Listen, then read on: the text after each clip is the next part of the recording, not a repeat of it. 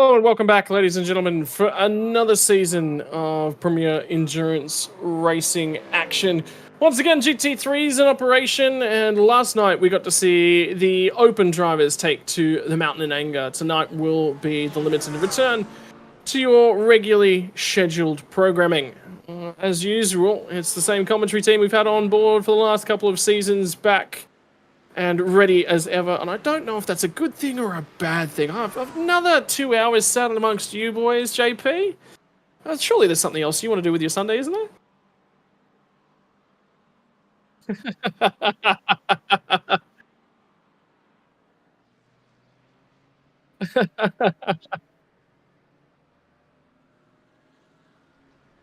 You know, at the end of the day, I love getting up at this time of the morning to come and sit here. And of course, I get to be joined by you and Mr. Pete Baxter. Who else can I want to be talking here? The man that lost every single bet last season that he ever put on, and he had more forfeits than I did. So, you know, what more can I ask for, Pete? Oh, Pete, he's roughed you up good. We're what, 30 seconds into the season's broadcasts, and you're in trouble. Mad Englishman. Mostly my fault. You didn't introduce him as the Mad Englishman, who he was dubbed from Rue Coistra's lovely mum over in WA. He is the Mad Englishman. We love his commentary, but by hell, he's got bets right every time, hasn't he? I have backed Porsche drivers in this series for 3 seasons, and they've let me down, right? So I'm looking for a Porsche driver to get in touch with and say, Pete, I'm not going to let you down. You did it, Scotty, and you failed. Right, last night we had Porsche drivers in the open class. Like, these are dudes with I ratings 3,000 above what we got tonight, and these guys let me down. There was 7 Porsche crashes last night, and I'm thinking, God, thank Christ JP ain't here tonight. And so I'm looking for one of the elite or challengers in our limited series Porsche drivers to say, Pete, I've got your back. Because I'm going to tell you, I still think it's not. If you drive the Porsche right, you got it. You got it. You're going to do well, right? But yeah, and I know JP's the Porsche to Porsche, and that's where all my bets have gone wrong. So over to the whole series, and everybody's entered. If you're in a Porsche and you reckon you've got it covered, I'm going to back you. But I tell you what, if I burn you, you're coming down with me, because JP's going to be rain hell all on us for the whole season. Hey, welcome back, boys. It's been a really cool break, but it's lovely to be back. This series is one of the most fun series I find all year. I love being a part of it. Well, we are back, and we are back in anger once again. After last night was one of the more intense races I'd seen in a good long while, particularly in the GT3 category. Cold tyres tended to be the big issue. The big difference between yesterday and today, 10 degrees Celsius or more in terms of track temperature. And that is going to influence our pole times as well.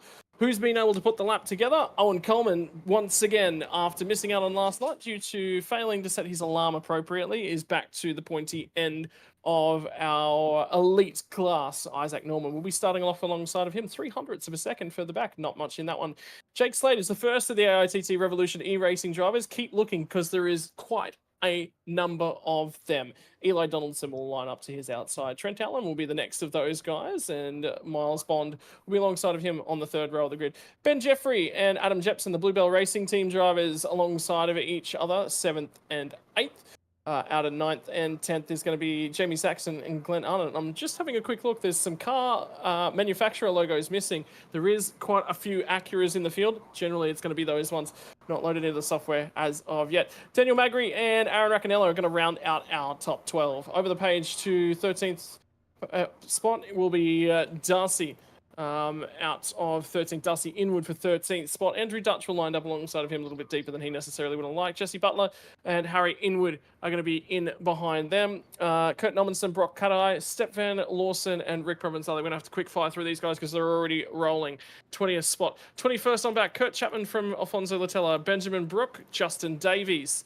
23rd and 24th, Bobby Camo from James Mason, Vinnie Newen, Richard Mayer, Isaac Curtis, and Jacob Hughes round out your top 30. Jesse McMenamin and Martin Hallinan, 31st, 32nd. Daniel Piper, Jeremy Greentree, Matt Webber, Mark Foster will be deeper in the field. One of the few Corvettes for him. Leith McClimate's missed the grid. He will start from pit lane. Logan Murphy out of 38th. Sean Benici, Nick Miller out of 40th spot. Glenn Jones from Matt Carrick. Brad Coates, Greg Heaney, Chris Ruddle, Chris Withers, Matthew Norris, Dale Atkins, Rob Edwards, Nathaniel Coburn, Steve Allen, Jimmy Middleton, Josh Swain, Jamie Barker, Brant Tucker, Braden O'Lock. There's 56 cars that were already gone through. There's a couple more. Greg Goodfellow, Stephen Mellis, and Darren O'Sullivan round out the field. There are 59 entries here tonight. They were already firing off down into turn number 1 from the lead end of the field. It is an Acura that took pole position. It'll be the first car through turn number 1. Owen Coleman leads the way. Isaac Norman's going to lose a spot to the BMW. BMWs were quick in the straight line last night. Jake Slade, the pilot, aboard the first of the non-Acuras. Then it comes the McLaren of Eli Donaldson. Trent Allen, the first of the Fords. Miles Bond will fire down the inside, gets it, elbows out, and he's on the inside of Isaac Norman. So Norman got elbowed wide, and he's still dropping positions. It's going to be Jepson who tries to go, I think, the long way around of him. Sorry, it's Eli Donaldson trying to go the long way around. They're too wide as they enter the cutting for the first time. 60 cars effectively on their way through. There's a couple still filing out of pit lane way down the tail end of the field, and Norman's gotten touched up quite a number of times. There's going to be a huge accident up underneath the oak tree, and they're all going to be in chaos here. Donaldson have found the wall, and he's got a fair bit of damage. The Acura of Norman continue to get out of the way, and I think there is a ton of damage to the front end of Eli Donaldson's McLaren. There is. It's going to be a huge check up in the field. Everyone's scattering, and with 60 cars on lap number 1, chaos was never going to be far away.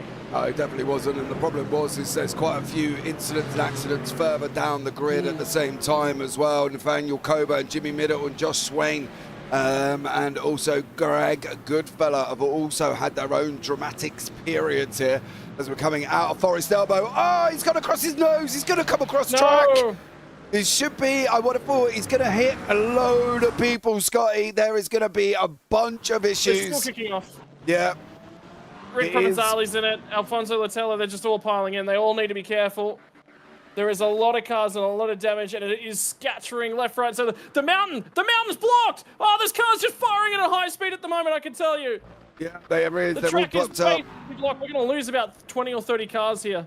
20 or 30 cars are going to be parked up. At that moment in time, my computer decided to send everything down one core. Wonderful. And unfortunately, you can just see the number of cars. I'm not surprised. There's nearly 60 cars in the server here tonight. He's going to be putting a lot of pressure on them. They came to a standstill on Conrod Straight for the first time, and there are about 5 cars that are going to need a tow on Conrod Straight. Actually, there's more than that. There's going to be 6 or 7. wow. There is a lot of cars. Yeah, major dramas in the background there. We have to give it a minute to settle down, because it has literally just sent a lot of cars through the pits. Mark Foster pits, Chris Withers, Matt Webber, Jeremy Greentree, Dan Piper, all in pit lane at the moment. You've got Brooke Camo, Richard Mayer, Isaac Curtis, Darcy Inwood, Ricky Provenzali, Jesse McMinimum, Isaac Norman, Greg Goodfellow, Harry Inwood, Chris Withers, Dan Piper, Jeremy Greentree, Matt Webber, and Mark Foster, all in pit lane. There is literally half the field. Mr. Baxter, that is not a good start for some. No, I've been analysing what's happened to start that off, and it looks like Isaac Norman has just had a crack at Darcy Wood coming out of Forest Elbow, and whilst through the elbow the cars were side by side, it looks like that Isaac has sort of pushed over a little bit and squeezed Darcy into the barriers. What's that done is turned the cars around, and then, you know, these guys are in P13, 14 at the time, and as you know, there's 40 cars to come around, so it's created all sorts of mess. I reckon Darcy Inwood might have something to answer to. Yeah, I'm going to try and have a look at it now, but whether or not he'll be able to come up, I'm going to bear with and hope for the best here, but I can tell you my PC's not even streaming, and I'm struggling to pick up most of the cars at the moment, so it is for everyone involved. As much as it's difficult to watch, the end result is that this is incredibly hard on PC performance. So yeah, I've actually just had to kill a bunch of my settings and log out and log back into the session just to try and get everyone in for a better view. But yeah, a lot of cars taken out in that incident, and they'll be all there was about 7 or 8 cars that had to tow in the end. There's a ton of cars with damage. Yeah, there is. Oh, I was talking about the exit of Forest Elbow, boys. What I've seen now is it's further down as well. So something else has happened. Down I'm in the going to go middle back and have a look, and we'll see if I can come back here. But initially it was kicked off between the guys at Forest Elbow, but then there's a little bit afterwards that followed off. I'll see if I can get to the bottom of it for you. effectively what's happened, Pete, and I reckon it could be a graphics related issue for the drivers as well, is that as people kept tripping over each other as they head down Conrod Straight is what it amounts to. So what happened is that one little incident tripped over, one or two people. Well, then they've kept on down the road and tripped over another person that's tripped over another person. It just kept, cascading down Conrod. Yeah, it just kept going, is the long and short of it. So Right, while they are under safety car, we're going to jump on to the start screen. Give me 2 seconds, guys. Let me see if I can resolve some of this issue at least here, because, yeah, it's caused major issue. yeah,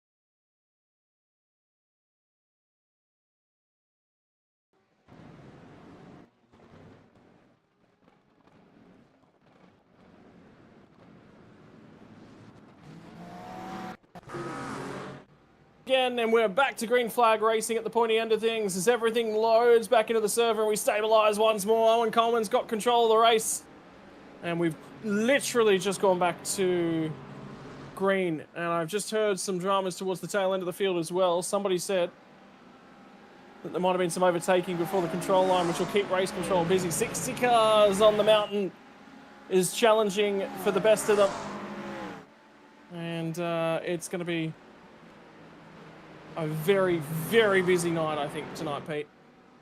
Yeah, I'm going to come back and have a look at that restart, Scotty. Get on it, because I know we've just come back. And for everybody that's listening, you didn't really miss much. What you missed is just a couple of laps under the safety car while we got the field settled. We'll come back to explain what we think happened coming out of Forest Elbow. But I'll tell you what, it was a mighty big accident for a Bathurst one. There's another car falling down the tail end, by the way. Someone just had a big off, I think. Yeah. I believe it's Aaron Raccanello's gone around and has either damage or hardware issues. It looks like the car's okay. So it might have been hardware related, but he was off to the side on the run to Griffin's Bend. Yeah, looked like it was hardware related. So he's going to rejoin and get cracking once more. In the meantime, Owen Coleman has control at the front end of the field. So it's Acura from BMW from McLaren. More Scotty. Inside the top three, Ford and Acura. More, yep. Top of the hill. Yeah, Barker, Justin Davis, they're all having moments as well, unfortunately. But it does look like we still got side-by-side racing going on. Jesse Butler in there at the moment, going side-by-side with Andrew Dutch on the run down into the chase. Who's going to make it through? Who's going to be brave enough here, Sky? Is it going to be Butler? Is it going to be Dutchy? It is. Butler comes out on top over Glenn Arnott and Arnold and Dutch on that one. Brooke Kadai and Stephen Lawson in behind him. So great action so far early on after the initial restart. Yeah, and now it'll be about settling back down. And we saw the big ticket last night was that they were one or two safety cars away from making the end of the race, and there was a couple cars that tried to make it on fuel. I'm detecting we've got another slow car at turn one yet again. I wonder whether or not somebody's sitting in pit lane. Demographics have now just caught up and said that there wasn't actually anyone slow in turn one after all.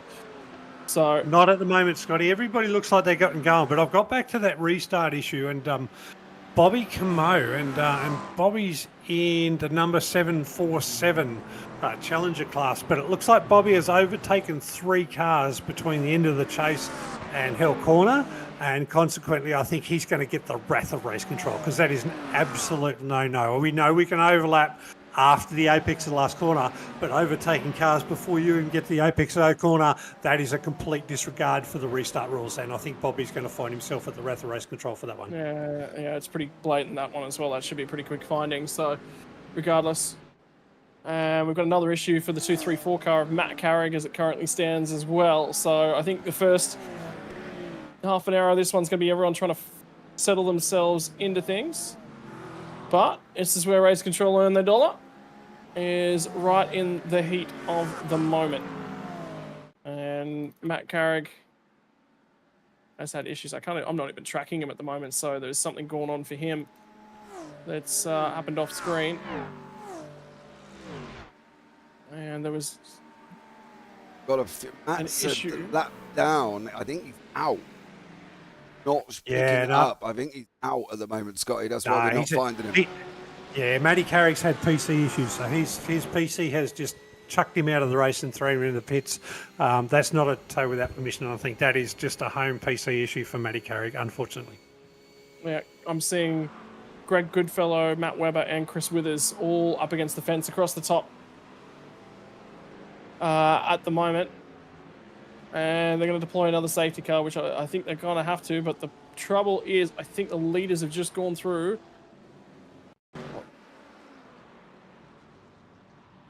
Yeah, so they've managed to isolate them. There's about 3 cars stranded. Yeah, there's one.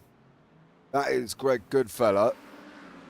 So he goes in, bumper flying off, and he gets spun further up through the mountain. See there, hold your brakes, son. And then rolls back up circuit. So that's Goodfellow, Webber, Withers, all involved in that one. So we do have another six. I think the big thing there is that, well, he looked like he might have been holding brakes, but Didn't look. Hold back. yeah. Well, I mean, he could have been, he could have been on the brakes, but there was just enough momentum just to keep him going backwards. But either way, regardless, it's impacted a number of drivers. A bunch of drivers have just dived to pit lane. I'm just listening, and there's a fair bit of comms going on at the moment just to try and control the race once more. There is lots that is going on in this one, and there's going to be a lot to unpack. The difficulties of 58 cars, and I'm already seeing we've lost Darrell O'Sullivan as well. There's quite a few. All right, Scotty, stay. I think, to be honest, sorry, 2 seconds, Pete. We've had more people in the pits than we have not in them. So, yeah, we've got quite a few that have gone through pit lane, and there's still more. So, basically, more of the field have pitted than they haven't. Go for it, Pete. So we got about 35 of the cars have actually come through pit lane. 3 of them right now under tow, so they're going back to pit lane. As you mentioned, Darrell O'Sullivan has DNF'd. What I was going to talk about was, we know that there's a 60% fuel restriction for the race tonight. And last night we saw in open class that the 60% fuel restriction was a 2-stopper plus a splash. So it was essentially a 3-stop race mixed up by the safety car. And last night we didn't get a safety car until after really the first stop, and that's just what changed the race. What we're seeing tonight now is we're seeing a race that really hasn't got going yet, but we're 18 minutes into it, we've had a whole lot of accidents and a whole lot of safety car. So we're now essentially down to a 2-stop race. Those that have stopped earlier might still need to do 3 stops, but I think now it's a 2-stop race home for nearly everybody from here. And I think that's what we need to keep an eye on. So it's, the race will get going. There's a whole lot of, things that are going on, having 60 people in the server and cars coming across each other and new drivers, new season, all those fun things that happen with so many drivers. But let's get back to the basics. We've still got to get to 2 hours finished. We've still got to get through 2 lots of pit stops, and we can only put 60% of fuel in these cars. Scotty, the question I've got to you is, now that we know it's going to be a 2-stop race, having so many laps on the safety car to start with, do you change tyres at the first stop? That's the tricky. I think you got to. Well, you're gonna have to change tyres at some point tonight. I think. I don't think you can do the entirety of the race on one set of tyres. No, I don't think you can do one. I think I think the smart strategy is to change tyres at the second stop, is run long in a set of tyres and use the hot ones so we don't get what we got. Because what we saw last night is at that first stop when people came in, there was about 8 cars on cold tyres up through McPhillamy. They lost the back end of the cars. And unfortunately for me, they were Porsches, right? 7 out of 8 of them were Porsches. There was a Merc. But it was a cold tyres issue. So, let's. What I would suggest is you get your fuel tank of fuel on the first stop. You keep your tyres on and keep them hot, and then on your second stop you go cold tyres. But you've got to be careful on that first green lap out. Definitely the message for Scotty on the back of Jimmy's car. I am aware of a recent event. Bottom left-hand corner on the yellow, Scotty. Oh, God. Oh, you've missed it, JP. There's a message for Scotty. There's actually the photo of Scotty on the front of Jimmy's car. We'll come back to that under the next safety car, unless you got time. Oh, no, we're doing another lap. We can come at that. Yeah, no, let's have a look at the front of Jimmy's car. What we're seeing is, if you have a look at the yellow parts in the front of Jimmy's car, that is Scotty Rankin, ladies and gentlemen, at the Bathurst 12-hour last weekend after enjoying a lot of frivolity with Jimmy Middleton and the lads up on top of the mountain. Bent over, having a rest, I will call it, probably letting out some fluids, but having a rest and needing to settle down. And then on the back of Jimmy's car, he's put a little bit of message back to Scotty there.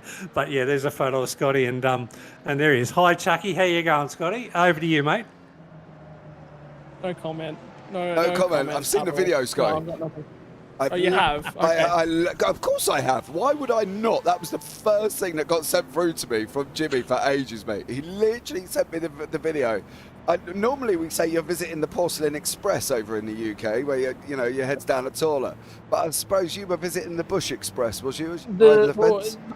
The problem is up on the mountain. I was attempting to visit the Porcelain Express, but the problem is the amount of Porcelain Express up there for the amount of people. It would have been a fair wait, and I couldn't wait any longer. So. Yes. So you visited the Green Bush Express instead. Yeah. So all Scotty needs to know is there are videos around, because I've got the video too, Scotty. Yep.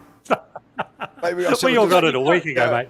I wonder if I can download it quick enough and get it onto the broadcast in the bottom right hand corner there, Scotty. No, it's better not. It's not pretty viewing. I wonder. Hold on, let me see what I can do. We can broadcast it to the world, Scotty Rankin. This will be a first for me. I've never had a video of me throwing up broadcast anywhere. So there you go. Yeah, I don't know how Ricky and Jimmy might feel about it, to be blatantly honest, but it would be fun anyway. JP, I'll back Scotty a little bit. It was the first time on the mountain, and if you've never been to Mount Panorama, it's pretty bloody exciting the first time you go there, and you realise that that the ups and downs of the mountain, the elevation of the track, the size of the corners, the bogans at the top, even at the GT3 racing, and Scotty was one of those bogans, as we saw. I've got to be fair to him that the first time you're up there, it's overexciting. And for a young kid like Scotty, it might have just breached his threshold a little bit over the course of the weekend. So hopefully in October, I'm going to take Scotty back up to the mountain in October for the supercars. Hopefully I can give him a little bit of a more sedate experience, and we'll come back with some photos that aren't his ass sticking at the camera, thrown up from the other end. So that's something that we got in the future. But now that he's been there, the youthful enthusiasm that he had might be a little bit more tempered when he comes with somebody mature like this old fart Pete Baxter. So are you saying, Pete, you're going to give him a beverage of alcoholic intake and then closely followed by some water, and then do the beverage water thing just to keep Scotty on the level? Give him a soft drink. Is it better with Coke or something like that, Pete? Yeah, so, before the race gets going, what he doesn't, I'm quite mature. I actually don't drink during the day while I'm at Bathurst. So my head gets into the race completely, and I'm calling out strategies to people in the stands. They kind of don't like it, but my head, I'm just fully focused on the race. I then go and have a beer afterwards. But all the bogans at the supercars, if you go up the hill at the supercars, it's just bogan central, and these dudes drink from 6 in the morning. So that's not me, and so I'm going to give Scotty a more mature experience, and I don't think we'll get that kind of photo from Scotty, but we will have a really good time. There you go, Scotty. You're just about to go back green. I need to get in contact with my manager. I don't get paid enough. Me neither. But at the end of the day, Scotty, you've still got to face the facts. We've got a video of you chucking over a barbed wire fence. Yep. Cool. Thanks for that, boys. Thanks, Jimmy. Thanks, Ricky. You guys are the best. I'm here for a reason. That reason is GT3 racing on a Sunday night for the Premier Endurance League. Once more, Owen Coleman checks him up at the last corner, controls the pace, and gets another good launch. He's going to lead them off on the run down to turn number 1. And there is some fighting and some squabbling in the background, because I just did see, I thought it was Dan Magri having a crack, or it was somebody pulling out. It was indeed Adam Jepson having a crack at Trent Allen on the run down to turn number 1. And now they're going to be side by side on the run up Mountain Straight. And Allen's managed to start finding some pace and pulling it back. And Jepson's going to get a little bit of a hurry up. They are going to go 2 by 2 in Griffin's bed. He's out on the marbles, a little bit of a help as well. And that is going to allow Ben Jeffrey to sneak on through. Magri's going to sense an opportunity in the Ferrari as well. So still 2 by 2 as they head all the way through into the cutting and out the other side. Magri tried to go the long way around and ran, and the space did just run out on the outside. Yeah, it did. And finally, they set themselves in, and somebody's around on the way between Griffins and the cutting. There's a car parked up at the moment. Bobby Kimura is around. Stefan Mellis looks like he's had some drama at the start as well. There's a couple of people gone round. But the problem is, these are experienced guys. They really do need to know that they cannot be going side by side up through the mountain. First bit, fine. Going into the mountain, okay, you can handle that. Go up any further than that, once you come out, you are in deep, deep trouble. You go up through the cutting, any further than the cutting side by side, it's going to cause calamitous and drama, and that's what it has done. That's why we've had 2 safety cars. But I think these guys know this. They, I don't know if this is round 1 nerves, Scotty, or if they're literally sitting there thinking, I've got to get to the front. You know, like the saying goes, you can lose it on the first lap, you can't win it on the first lap. And there's a couple of people who so far gone out and tried to win it on the first lap. Well, I think it's more, there's more cars stopped up on the mountain again. I think it's more than that. I think it's racing to the conditions, and the conditions are in a 60-car field. There is going to be a lot of drama. Steve Allen has got a tyre off, as does Jamie Barker, crawling his way across the top of the mountain at the moment. Richard Mayer was involved in the first incident, and he's involved in this one as well, so he might be night over, and I think that might be too fast repair already burned. Oh, there's the Porsche doing Porsche things, blocking up the mountain. Boy. Oh, my dearie me. And a good job, Pete. We didn't have a bet on this one. Oh, I know better, but I'm having a look what happened to Stefan Mellis, and it looks like Bobby Camone had a really good crack at Griffin's having to go in, and quite legitimate. The cars were side by side by the time they got to the apex, and it was a side-by-side corner. So, in fairness to Bobby, and I know I had a crack at him for overtaking before the start of the race before, but in fairness to Bobby in this case, he's had a good move. He's got right up there, and the cars have come side by side. So I don't think there's anything there for him to answer in that case, but he's still got to pay for race control for what he did early in the race. Yeah, there's a couple of people going off as well. Steve Allen's gone off and entered in pit lane. So there's going to be some people here who come on and basically had their night cut short by the drama. But we've still got drama going on at the front. Jake Slade, Miles Bond, Scotty racing it up as they're coming into the skyline. Yeah, down across through the S's and finally sorting themselves out the other side.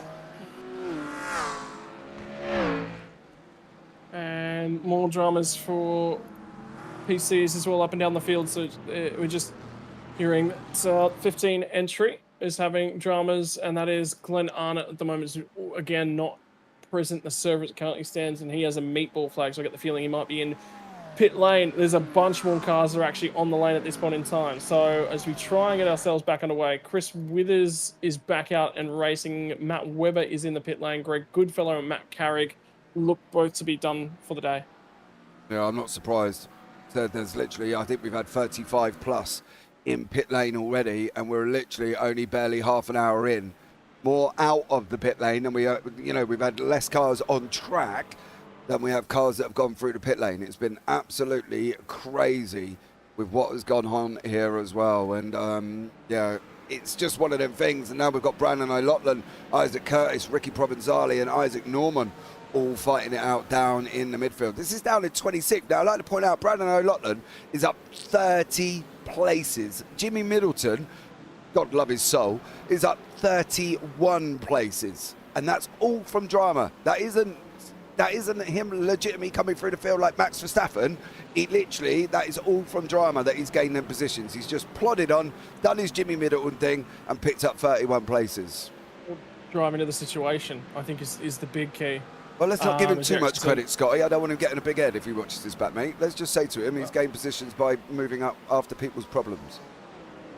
Greg Goodfellow's just rejoined the racetrack, and that's him trying to get out of the way of as many people as he possibly can on the run at Griffins, because he is currently a couple laps down and trying to give everyone the opportunity to go the long way around and get out of their way so they can get on. Everyone can get on with their race. But the difficult thing is he's now sort of just got to slot in all the way across the top.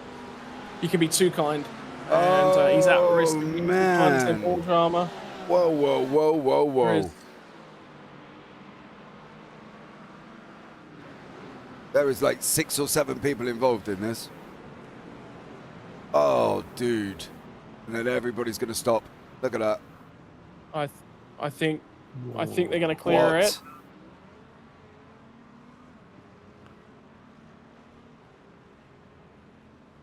You literally, do you know what they needed to put in? And I'm going to jump in here.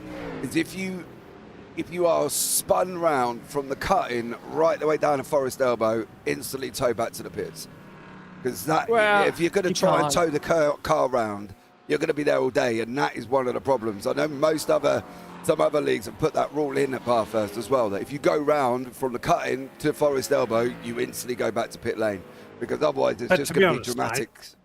You can't to be honest, there's so many cars in this race, and to be fair to Josh Swain, who's got turned around, I don't think that you can get straight on a button like that. It takes 2 or 3 seconds for a tow button to work, and I think by the time Jamie Saxon and the team have come around and run into him, I don't think an automatic tow would stop that or prevent that from happening. No. So that's just the nature of so many cars on this circuit at the same time. Well, Yeah. Dan Piper, Jacob Hughes, Josh Swain, all back in pit lane. And we're under the third safety car of the day. Third? I'm sure it's the third. Third safety Yeah, car. It is the absolute third, okay. third. And we're still looking at only P23 is Bobby Camo, the bloke who I think needs to go through a drive-through with a 5-minute stop and hold for what he did. But he is currently, I reckon, the effective lead. He's the only one who's done a pit stop. Everybody else at the front, we're hitting up to like 30 minutes of race time already, nearly, Scotty. And I don't think we're looking like genuine fuel pit stops yet at all for anybody that's been out there because we have so much time in the safety car. I think we're going to go to about 50 minutes or more under the safety car the way we're looking. Yeah, makes this a genuine two-stop race. And maybe everybody who's had to pit stop early because of either damage or first safety car and they thought they'd just top up and prevent a splash later in the dash, I think these extra space safety cars have probably killed them in the race. I think we're just down to still the retort end. Well, the difficulty is with 32 minutes into the race at the moment, we've realistically only seen about 3 laps worth of green flag racing. There's not been a lot, so there's not a huge deal out of these tanks. And the problem for these guys at the front is that it's all safe whilst they're up here. As soon as they pit, they're going to be back in the melee, and there's nothing they can do. So the other side of that coin is when the safety car actually got called, and it was right when race control called it. They did call it at the appropriate time. But the difficulty for Coleman, Slay, and a couple of the others was they're actually past the pit lane entry, so they couldn't take advantage of that free stop either. So they were sort of locked in at that point. But if I was in their shoes, I wouldn't be pitting right now. It's just the drama is just immense. I'd like to point out, just so really quickly, Jordan Malcolm's comment in YouTube chat has made me laugh. He said, at this rate, the safety car is going to lead the most laps in this one. We won't start calling the safety car driver out. I think it has. All right, JP, I'll jump out very shortly. I'll go to the safety car driver and make sure he's got enough fuel to keep going. Oh, Scotty Bartain. But yeah, let's put this in a little bit of context, right? The GT3 12-hour we just had raced, 24 cars in it. We've got 60 compared to 24. The Bathurst 1000 with supercars, 26 cars in it. We've got 60. So no wonder these guys are fighting each other and tripping all over them. There is 3 times what we would get on a normal real-life race here at Bathurst. And we've got a mix of challengers and elite class drivers. So all up, I'm going to go and have a chat to the safety car driver and make sure that his fatigue level's all right. I'll be back very shortly, lads. Yeah. Oh, dear. I know what Pete's saying. It's just very interesting to watch drama, isn't it? Because you sit back and you think, like, people at home, are sitting there going, oh, this is crazy. But I tell you what, I challenge anyone to go to Bathurst with this amount of cars and see if you can avoid some drama.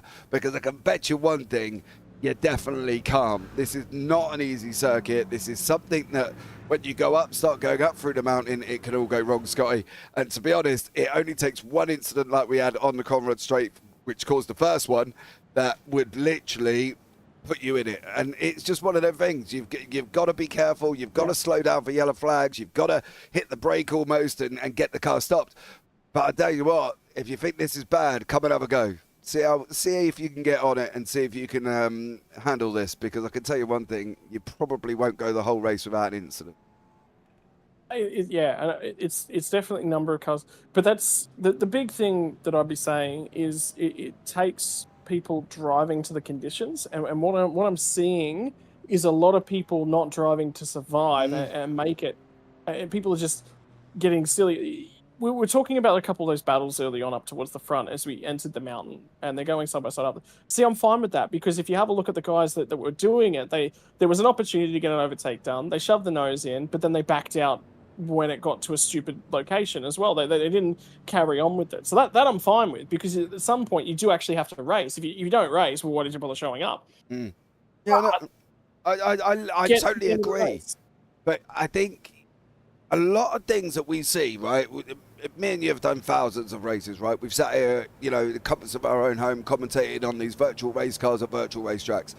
The problem we see a lot of is when you see yellow flag, a lot of people take that as, oh, I'm going to gain positions. And they just go full flat. And then next thing you know, they go around the corner, there's a car in the middle of the track, bang. And then you get another one who sees it as, oh, I'm going to gain positions, bang, bang, bang. And before you know it, you've got what we've had. 6, 7 cars all bunched up because nobody has decided to slow down for a yellow flag. Now, when I'm on track, if I hear yellow flag, I am literally off the throttle. Off the throttle, brake ready to go, making sure that my car's slow enough. I am so cautious, it is probably crazy. But you can be too cautious as well, yeah. Yeah, you can, but you've got to look at the bigger picture. If you're coming into the mountain and you're hearing yellow flag, mate, I am off that throttle because I know somebody somewhere is going to be parked right along the middle of that circuit. Others have got to do the same. It goes back to what you taught when you first get your driver's license, and this is any driving instructor and anyone who's done their own plate test in this day and age has probably done a session with a driving instructor at some point. And the first thing they say to you is, before you change what you're doing, check your mirror, right? So if you've got somebody right on your ass, you can't dive onto the brake. You sort of bail out of the throttle, get to at least 50%, see what the car behind you does, 50%, see what the car behind you does, keep backing out that way, whilst keeping, that's effectively the driver behaviour I'm looking for. It's been a little bit silly. Pete, you got updates from the teams at least? No, I went and had a chat with the safety car driver, and Scotty Barton is driving the safety car. He's kind of pleased to be out and have a few laps, but he is a little bit concerned that he'll run out of fuel. But after he comes in, he's going to reset the fuel in the safety car. Doesn't need new tyres, but he's okay from a fatigue perspective. So guys, our safety car driver is nice and safe. He knows he's doing just as many laps as the race cars right now, but from the whole race control tree, they're just hoping for the race to settle down because, to be honest, mate, they barely had a chance to look at any of the incidents from lap 1 and really get into their job from a race control perspective and checking on driver standings, because it's all been race management effectively. It's 2 green laps and safety cars, so the guys have been really focused on managing the race rather than actually adjudicating on incidents. So I think they're in for a long night if this sort of stuff keeps going. Yeah, and we're going to be going back to green flag racing this time by. Right, there's been a wave by for a couple of drivers. We're going to tag back onto the back end of the pack. I believe Richard Mayer is in pit lane, but has managed to make his way back onto the lead lap at the moment. He's due to go a lap down at the tail end of this lap, and I think he's going to be forced to take repairs to keep him there. Jacob Hughes also in pit lane. I think he's also fast repair gone already. Chris Withers has managed to pick 1 lap back up. Glenn Arnott's moved to 1 lap down. Jamie Barker may be done for the day. Greg Goodfellow's gone 1 lap back towards the lead. Matt Carrick is 1 lap back, and he's 5 laps down. So that's a few of the cars at the back end of the race. Drivers at the front end of the field on their 12th circuit at the moment. They'll be pulling by to finish their 12th lap as it currently stands. Fuel tanks last night were able to go at full throttle, about 17 to 18 laps, and we've had probably a good 6 to 7 laps of the safety car here. That should double those laps, so I'm thinking anywhere out to about the mid to late 20s is what we're looking at here. 40 minutes is coming up on the clock. It will definitely be a 2-stopper. Owen Coleman's gone a lot earlier this time, and Jake Slade's going to follow him off, got a nice launch. Miles Bond did not. Trent Allen was also lagging a little bit behind, and the field will try and cycle their way into things. This time, we'll hope we can get some temperature into these tyres and get some racing started, because it's about time we got back to racing. Matt Webber rejoins right alongside the field. That might have been a decision he regrets. I think he should have waited at the pit lane exit, waited for the field to trundle on by and then rolled out. Yeah, because he's now just going to have to sit there and let everybody go through. Yeah, you should have just waited until the end of the end, especially as they're under green, to be blatantly honest with you. But I think this is where they've now got to settle in. We're slowly dwindling through in cars, and people are dropping out and not carrying on. So we'll have to see how this goes. Matt Webber's going to be in a very, very rough lap. He's already let 3 cars go, and there's more drama, I think, for Jamie Saxon, who's had some sort of an issue. But I might just want to stick with Webber here. It might not be for racing positions, but if something's going to happen, I get the feeling it's right here. Don't try and give them the outside right there. Come on, boys. Oh, use your God, head. Yeah, there it was.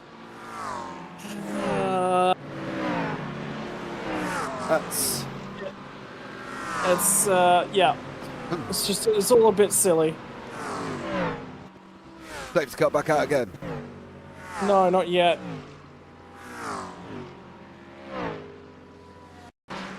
Can't be Martin doing Holland that. had something get involved. I think he's been fed off as Hallen has got a wheel off. He's scraping, can't turn at the moment. Oh, look at that. Yeah, no, it's just a Matty Webb was trying to let cars go, and very, very difficult You gotta spot to let cars go as you go through the go through the cutting. But it looks like Kurt Nommerson was sort of a little bit in two minds. Am I on the outside? Am I on the inside? Do I change from the outside to the inside? And Scotty, you and I both know you go through that the Great and up towards McPhillamy. There is one line. You cannot change lines. No. And the Acura has done Porsche things and just thrown Kurt into the wall, and that's just backed up other cars, mate. Really, really unfortunate. I think you're right. I think the right call was for Webber, probably just to sort of say, okay, look, I'm just going to cop it, and if we get another safety car, I'll get more around. But he's got in the field, and there we go. Race is on. The problem is with that, Pete, do you know when that started? Right at the beginning of that lap. As soon as he come out in the queue. If that was anybody with a remote amount of paying attention, he would have just sat on pit lane exit. Because as soon as he come out, that was it. You were going to get that dramatics. You were going to get that drama. You were going to have everything. Because of where he was. He could have stopped himself by not even coming out of the pit lane, and we wouldn't have had any of that. Or pull over on the grass on Mountain Street and just sit and wait. Yeah, just get out of the way. It's not difficult. And this is, especially for Matt, what is he down? Like laps, isn't he? Like he's done 6 laps. Everybody else is on 13. It's just... That's a crazy decision. I'm sorry, but that is an absolute ludicrous decision to come out of pit lane straight in the middle of traffic. Safety car's ahead of him at the moment. The safety car's actually done more laps than he does. Yeah. Yeah, it's a decision that lacks in race intellect, and Matt might PM me and say that's a bit harsh, but to be honest, that's what I think it is. You're actually missing where you are sitting in the whole race, and you could have just waited in that case. Yeah, exactly. But anyway, let's get back to the race, boys. Plenty of action up the front. Jaggy Slay's putting heaps of pressure on. And there we go. Oh, no, here we go. The rain. Oh, no, we're blocked again at the dipper, boys. What? This just can't settle down at all. I think the issue is tyre temperature. I've got to be honest. Oh, it's still kicking on. Yeah, we are literally blocked there.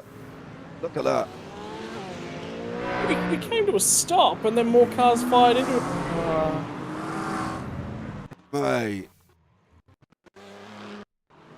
Yeah, Braden O'Loughlin in this case, he has done Porsche things over Skyline of all things. And consequently, he's just sort of lost control all the way through the dipper. None of the cars have checked up behind him, and that's just caused a whole lot of a mess in this case. But yeah, Braden sort of, it wasn't in the dipper. Braden lost it as he went over Skyline. He might have just hit the brakes a little bit too late.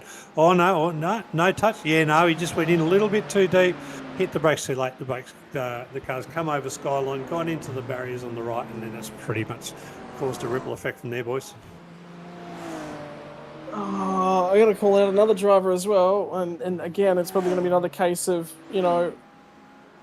someone that's upset. That'll be upset with the comments. But Greg Heaney is just requesting a tow, and the reason he's had to request a tow was because you punched straight into it. He stopped. He pulled up into it, and then there was he was effectively stuck behind the side of the track that was blocked. Oh, here we go. There's more drama going on. This will tell the story. So just watch. So the track's jammed. He sees it. He goes for the open lane on the right-hand side, and then he's stuck. Right? There's nothing he can do. He's just got to sit here and wait, and he's got to wait for the queue to that you can't pull out there. Crazy. What's been missed there effectively is him pulling back out into the traffic. You can't. You got to wait for. It's that urgency. I must get on track. I must get on track. I must get on track. I must get on track. It's like, dude, you ain't going anywhere. You are literally on a mountain. And this is where I said to you about that tow situation. Like, instead of that Porsche going backwards and forwards, hit the tow button. Get back out. Get out of the way, because you are stuck there. I'm guessing there could be another safety car here because people are diving into pit lane. So let's pick up is the safety car Yep. out on track. He is on his way out again. So I don't know. I think that rule of you should have towed between cutting and Forest Elbow is looking pretty good right now. Yeah, no, I get what you're saying, JP, but if you do that, you're then losing the effect. And we saw it last night in the Open Series. Somebody did have an accident, and this was a fairly quick race last night, and we had 40-odd cars. Somebody towed without approval, and it would have changed the context of the race and when people in pit stops and 2 pit stops and splashes and all sorts of things. And so, the rules are the rules for a certain case. If you have a crash, you have a crash and you just sit there and wait until the gap is open for you to get restarted. I think what we're seeing tonight is we're seeing a whole lot of people go, I don't want to go from 20th to 60th. So every little, and if I get an inch to have a look, I'm going to have a look. And what that's doing is it's causing trouble. Rather than actually saying, well, you know what, I've had a crash, ain't my night, I've just got to sit it out and wait for all the cars to come back and so I can get going. And consequently, I don't know how race control is going to come down, whether they're going to come down with an iron fist tonight and really set an example, which changes it. Because if we've got 60 drivers, Bathurst is a pretty long track, 6 and a bit kilometres. Not all of the racetracks we go to are 6 kilometres. It's 60 cars on a lot of shorter tracks. There's a lot more density issues than we're going to get from Bathurst. So that's something that I think race control probably might want to come down with a little bit of a hard stick and say, hey boys, you want to race in the series, race fairly, race properly. If you have a crash, cop it and suck it. But anyway, if you're not gonna, we're gonna burn you. Yeah, I agree with that wholeheartedly, because otherwise we're never going to get any racing in. Probably a good opportunity to take it. Have you got the calendar at all loaded in the background there, JP? We can at least have a talk about the calendar whilst we're going through safety car period at the moment. We could talk about it, Scotty, yes. Okay. So, new season, new calendar. And for everyone this season, we're off to 7 circuits to go racing for season 5. Bathurst here tonight on February the 9th. The next round will be Sebring on the 2nd of March. That'll be the Sunday on each of these weeks. On the Saturday of those weeks as well, the Open Series will be kicking off alongside no iRating restrictions on the Saturday night series either. So jump in. It'll be the same format as your Sunday night racing as well. 2 hours, 25 minutes worth of qualifying and solo endurance racing. 60% fuel tanks across the season as well.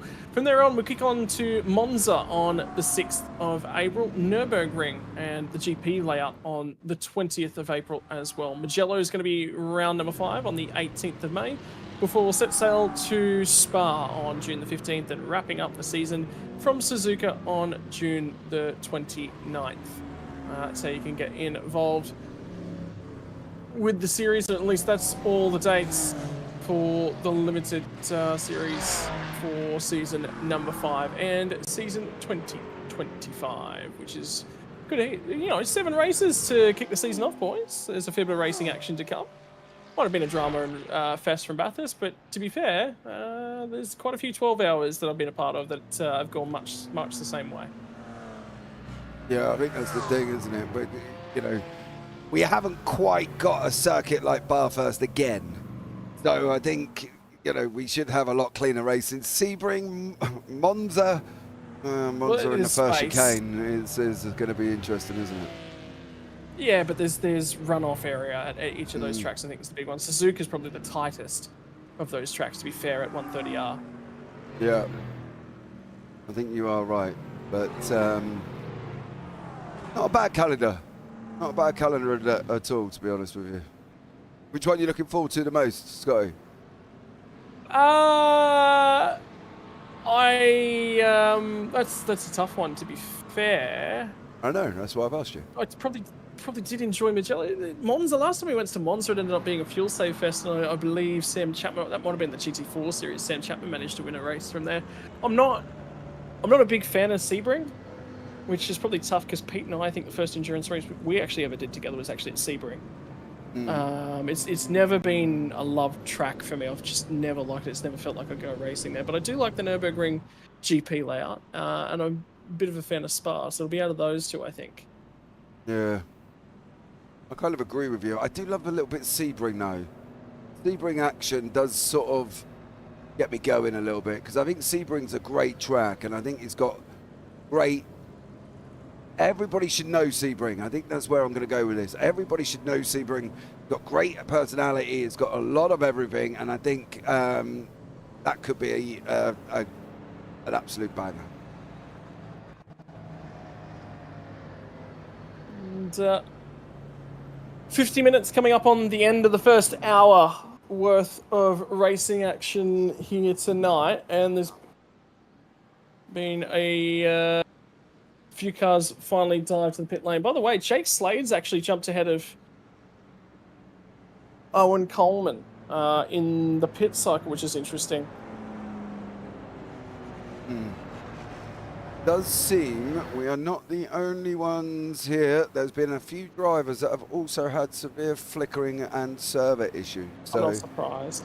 Not surprised. Not surprised whatsoever with the amount of cars that they've got on the grid.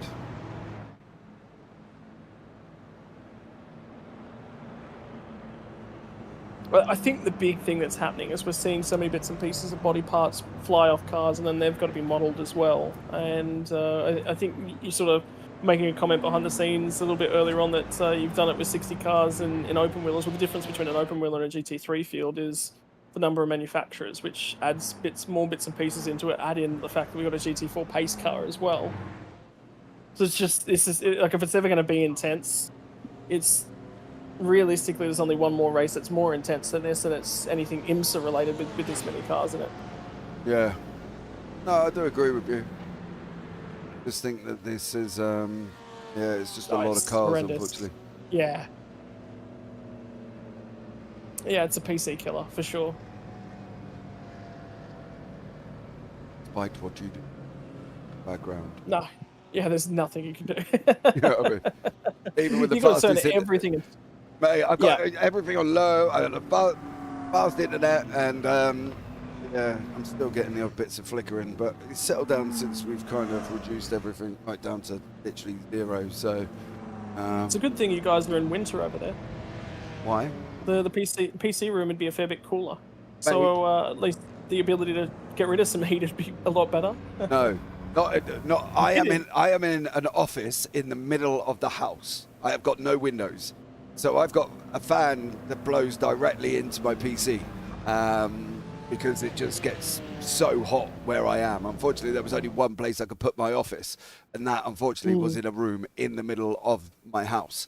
So I've got no windows or anything like that. So I've got literally a fan that blows straight into my PC. All the time to keep it cool. I have had overheating issues. So, what about you race fans sitting along at home? You've had many issues of late with, I know there's been a fair bit of debate about the sim and the amount of stress that it's under, but it definitely feels like there's been a lot of, I've heard a lot of drivers in smaller servers having issues probably in the last 2 to 3 weeks.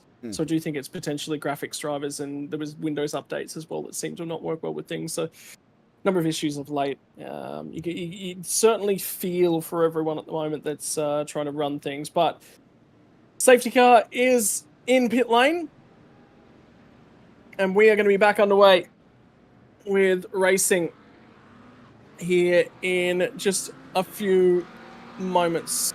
Miles Bond has control of the race, and he has gone the instant that safety car has been in pit lane. He did not want to hang around. He is going to be trying to jump clear. And the first drivers who have done their pit stops is Jake Slade, and he sits 7th on the road. Owen Coleman and Trent Allen is the third driver to have done a pit stop, and Slade is already trying to have a crack at Nick Miller down at turn number 1. That's the BMW side-by-side with the Porsche you can see in the background. Miller got the drive off the outside of turn number 1. And now I think there is a fairly chunky wing on the rear end of the Porsche for number 29. More side by side as well. Ben Jeffrey, Chris Ruddle, Jesse Butler, Coburn, Morris. He is there with Darcy Inwood, who's in this pack at the same time. Rob Edwards still scrapping it out as well. There's a lot of cars. Bobby Camo's running side by side at the moment with Steve Allen. There's a lot of people in behind that. So hopefully we might get maybe, just maybe, Pete, what do we reckon? The last hour under green? Well, I'll tell you what, I've just gone and had a chat with the two guys who have been at the front of the field for most of the race, and that is Owen Coleman and Jake Slady. And, look, they both think that they've got the woods on each other in terms of times, but hasn't been enough green flag running to see how they're going. They're both just sitting there and just taking the race as it is. They know it's now down just to a two-stopper and a race, and they've done their first stops each. But really, what I think are our two main protagonists right now are really just looking forward to this race to settle down. They are very pleased that the safety car driver has not reached fatigue levels yet, so that's a good thing. The other person I want to try and catch is Brock Caddo. I think he's a silent assassin right now. 2 seconds, Pete. 2 seconds. Coleman's having a go here. Down into the chase. Nick Miller. Yeah. Is he going to get it done? He is. The problem is Miller's got a little bit offline coming out there. That could allow Trent to have a go into Murray's. Not this time, unfortunately, on that one. But Owen Coleman moved himself up into 7th place. So a good job from him. Yeah, job done for Coleman. One more spot picked off, and that starts to get him a touch closer to Jake Slade. Slade's certainly gotten the opportunity to get down the road at the moment.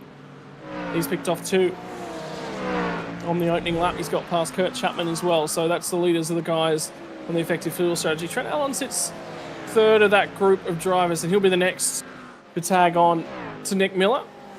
And try to get the arm the inside. Steady. Don't. Thought Trent Allen was going to have a dive at Nick Miller then. That would have been scary at best, I think, for that one, Scotty. It wouldn't have ended well. There's been further dramas for Kurt Nommensen at the final corner as well. Him and Matt Webber, by the looks of it. Again, just... Yeah, Matty Webber's got, I reckon he's got some serious questions to answer, mate. And I'm going to call him out. I know this is public. I'm going to call him out. He is 7 laps down, mate, and he should not be attempting an overtake and touching a car who is on the lead lap. That is just really, really poor race intellect. And that's all I'm going to say with it. Yep. Zero IQ. Yep. Get out. Your lap's down. Put it in pit lane and have done with it. That is a proper... There's another Jujins at the top of the mountain again, boys. Yeah, Josh Swain, Alfonso Latella. And there's more towing that's going to be going on. It'll be interesting to see if we get back on a safety car. Oh, big damage for Josh Swain's car. There you go.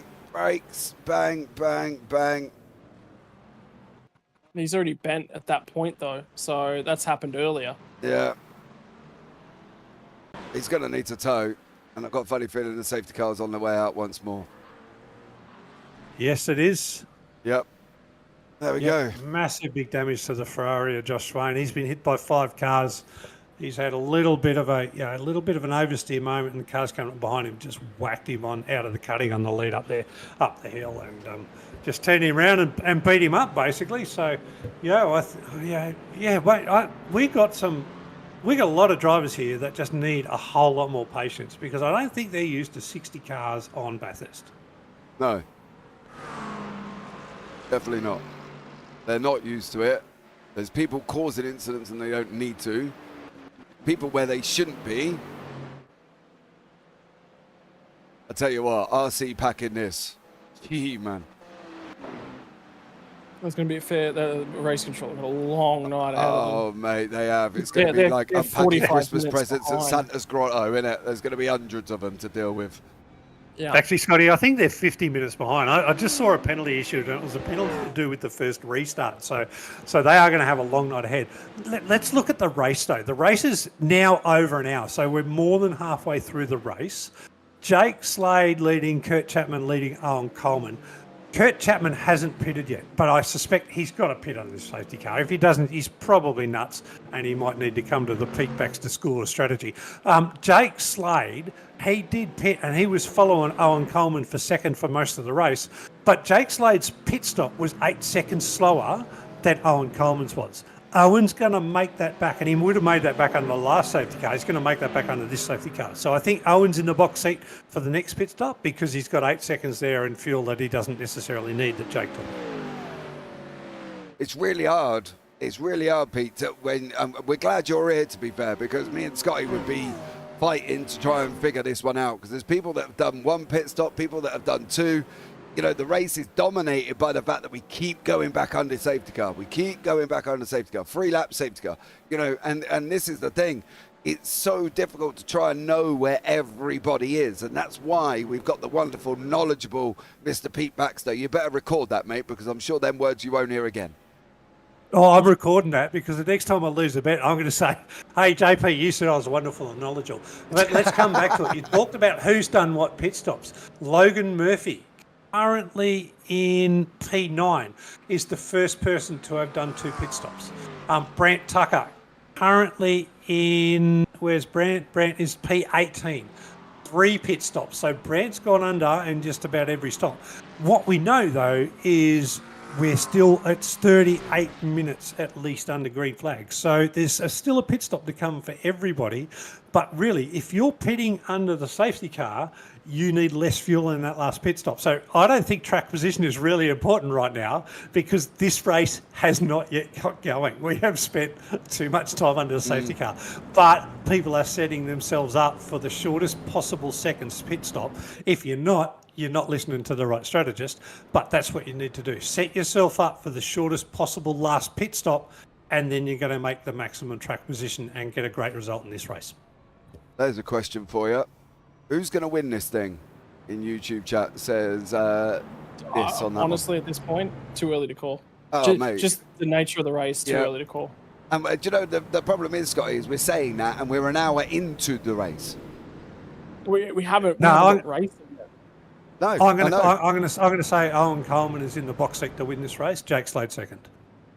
We haven't done it. I don't know how you would come out with that one. That's like literally putting your neck on the line, Pete, because I'm in the same boat as Scotty. We haven't done enough racing to know where everybody is. You know, mate, I've left 7 out of 7 bets with you in the Porsche. Why wouldn't I put my neck on the line with Owen Coleman winning this race? Is that my fault, Scotty? Is that my fault? Scotty, you were the culprit of one of them. Here's the thing, he's broke at this point in time, so he's got nothing to lose. He's got from all the embarrassment and everything, hasn't he? He's had to stand there with a British flag and all sorts for Pete Baxter last season, so I wonder what we can get out of him this season. Hey, we're going to have fun with it, but I will put my neck out. Actually, you two, where's your tutu pictures? Didn't you have to take photos in a tutu? I did, I've forgotten that. I've completely forgotten about it. I gave it to you. It was on the 80 appendage. I wear a tutu. Yeah, it was on. Where are your 2 pictures from last season where you two both lost a bet and you had to pose with pictures in tutus? I'm going to be honest, I'd completely forgotten about it. When it came time to send the picture of the tutu, I was actually flat broke at that point in time, so there was no point of me actually trying to get one. It was really, really difficult for me. But yeah, since then I'd actually forgotten about it, so it's a good thing you reminded me. I do intend to make good on that bet. I'll be back. Yes. I think we need that before we go to the next round, Mr. Rankin, because that's got to be a forfeit on the screen. Oh, look, I'm not saying it's not coming, but one thing I was going to say is, geez, the Print Racer safety car is getting some laps in tonight. Shout out to Simon Lada, he's a proud sponsor of our Print Racer safety car. And I'm going to change the subject as quick as possible. So there you go. Look, I was trying to cover off our spot. That was not an attempt to walk away from it. It was an attempt to go, okay, yeah, there's not much more I can really say. I've definitely let you down here. But here's the safety car. It's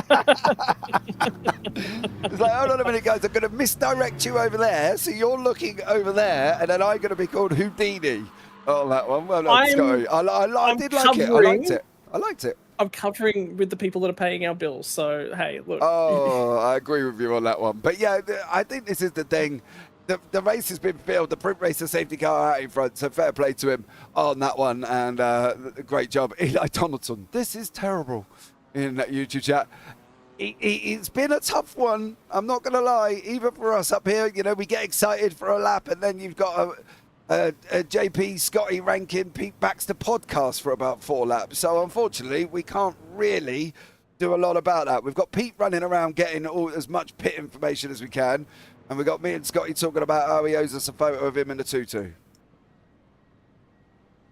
So I'm just having a quick look at a couple of cars at the moment. We've lost Josh Swain with the meatball, Alfonso Latella, Isaac Curtis, and Daryl Sullivan, even though he wasn't in the race, he somehow managed to come back with a meatball.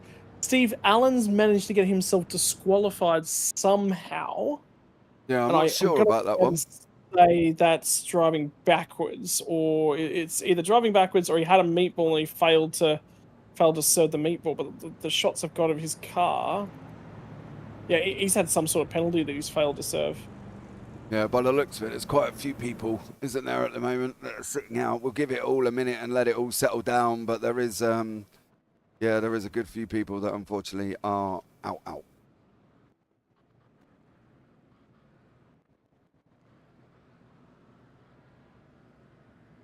Yeah, look, guys, I've got 5 DNFs right now. So Steve Allen, car number 7. I've got Marty Hallinan, car number 28.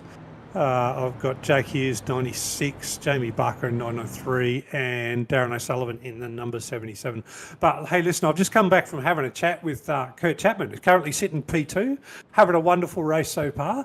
But the difference between Kurt and every other driver out there, Kurt hasn't pitted yet. And he's just driving as far as he can, Scotty.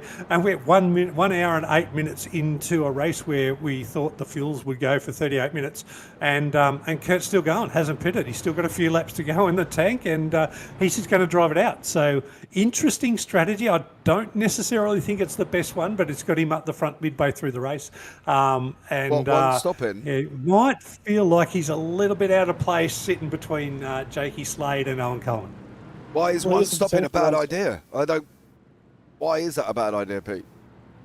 No, I don't think he's one stopping, mate. He's anywhere from here. He's still got a 2-stop if you haven't stopped yet. Because if we're green to the end, but he's still eye pacing, isn't he? Well, he's got to get effectively about 15 minutes out of that tank from here to make it a 1-stop race. But if he uses if he's sensible and just basically clutches it in, or which he's not using anything, he's clutching it in.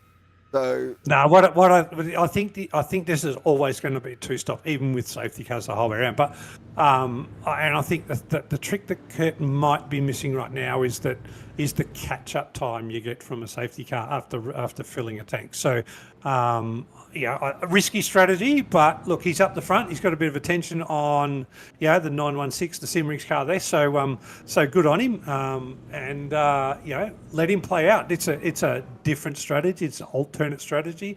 Everybody else is coming to pit. The whole lot of cars are DNF'd. Some are out, some are towing. But Kurt's up there in number 2. So good on him. I'll be interested to see where he comes out, Scotty. I'm not going to lie. Yep. Because especially, I think the pace car's going in this lap, isn't it? So 51. Yeah, it's coming in. So we'll see how much further we can go before the next one. I know, so he's not the only one that's yet to pit as well. Harry Inwood and Jesse McMenamin have both not been through the pit lane as it currently stands. There's 3 of them. No, they've all pitted, Scotty. Harry went in on lap 50. Okay. Yeah, Harry's been in by the looks of it. Got him down, he's in on lap 1, actually, but there we go. There you go. All right, that'll be on lap 1. Yeah, okay, that's prior to my data starting, so that would explain that one. Hey, that's fair enough. All right, guys. We've had some dramatics. Before you get going, we've talked about Jakey Slade, we've talked about Owen Coleman, 2 guys up the front, both pitted lap 15. Adam Jepson, 525, currently P16, is the effective leader of the last pitter, and that was on lap 19. So Adam's got the least fuel to pit in. He's up the front, and he's got a number of cars. He's got 3 cars in the next group of 4, which is Miles Bond, Stefan Lawrence, and Brock Cadai, all pitted on lap 19. So keep an eye out for those guys. They might come. Over to you. Yeah, and green flag back in the air. Slade is going to lead us back to green. Kurt Chapman still sits in second, and he's got to make sure that he sets himself up for success at this point in time. And it's knowing when to fight, knowing when not to fight. And there's going to be a lot of being patient in these next phases of the race as well. I'm just taking a quick look at the field. Still filing through. Finally, they're going to pass the start-finish line. There's Greg Goodfellow, after rejoining the race, went around prior to the restart zone. So something's happened there for him, which is odd, to say the least. Yeah, not sure what. Hold on. Let's see if we can. Oh, he's on find- the ground. Don't worry about it. Just yeah. No, I Keep think he's just cracking. run wide, didn't he? But yeah, Slade leading Yep. the way up through the mountain. Chapman sitting second. Yep. And Coleman's just going to pick him off when he possibly can, but now is not that time. The other thing to think about that Mustang is it's going to be incredibly light in the fuel tank at the moment, so he will have some poke in a straight line, which will certainly be helping. And they're all still struggling to get some sort of tyre temperature back under them, because those tyres have been heat cycled quite a number of times. An hour and 10 minutes into the first round, the Game of Gear Direct Limited GT3 Endurance Championship.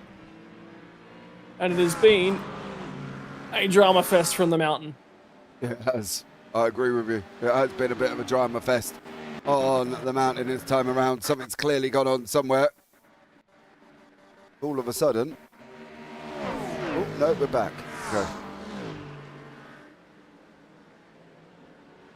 Not really sure what that was, Scotty. But more action taking shape. Kurt Chapman and Owen Coleman side by side. Yeah, and again, Kurt Chapman's just being a little bit patient, just watching, just waiting at the moment, which is all he can really do out and on the gravel as it currently stands around the last corner. Trent Allen's dived him into the final corner, and Chapman's going to try and switch him back over. And again, Chapman probably doesn't want to fight this. He's absolutely off the pace compared to a few of these guys at the moment. He wants to let them go, but do it smart. Oh, the back. Oh. More drama going on at the back. That was Brad Coates, and it looks like Jepson might have been involved in this. Yeah, I was just on it, boys. I was just watching Adam wide. Jepson to see if I can get him in a nice quiet moment to have a chat and see how it's going, considering I just called him out as the number one driver having last pit stop. But he's just come up to that last corner. It's 3 wide into the corner, and it doesn't work. Poor old Adam, he's been turned around, and that slotted him down. So the box seat now goes back to Stefan Lawrence. We'll see what happens. And Brock Caddo's just been bullied at the culling as well. He's just lost 2 spots at the cutting. And he's going to lose 1 to Darcy and Wood at the moment as well. So the numbers get trimmed. And we lose a few. But for the rest of them, the racing is furious at the pointy end of the field at this point in time. Chapman's still getting boxed about the ears a little bit. You can just see as soon as a few of those guys have leapt through, they've put margin on him. Again, this is probably harder. He's probably got the toughest job because he definitely needs to get the elbows out a little. But once they're alongside, you just got to say, mate, just give it up. Focus on the next guy in the rearview mirror. And that's got to be the big key. Yeah, I think for Kurt at the moment, he's got to realise where his fighting is. What is he aiming for? On the brakes. Oh. That was the battle. That's the lead in Challenger class, mind you. This is Harry Inwood and Kurt Chapman both fighting out for the lead in the Challengers, and this is for 6th and 7th overall. So these guys are... This is a fight that Chapman can get himself involved with because of the fact it's the lead in the class.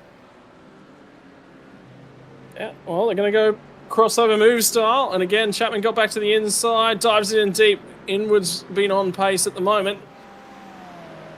And he took 1.1 seconds out of him in the last lap alone.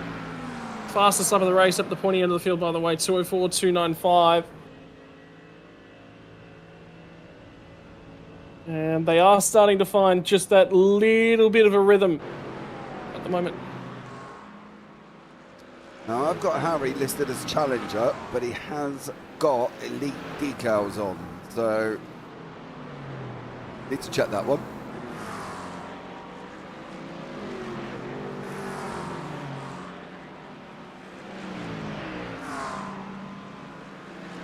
There's an issue going up the straight. I think I just saw somebody with a very, very bent McLaren. It's Sean Benici, who's found the fence. Yeah, he has. Ooh, that happened before that. Here it is. Jepson on the inside. Oh, across his nose. On a straight. Oh, On a straight. boy. Never, you should never crash on the straight. That's what they say, Scotty, don't they?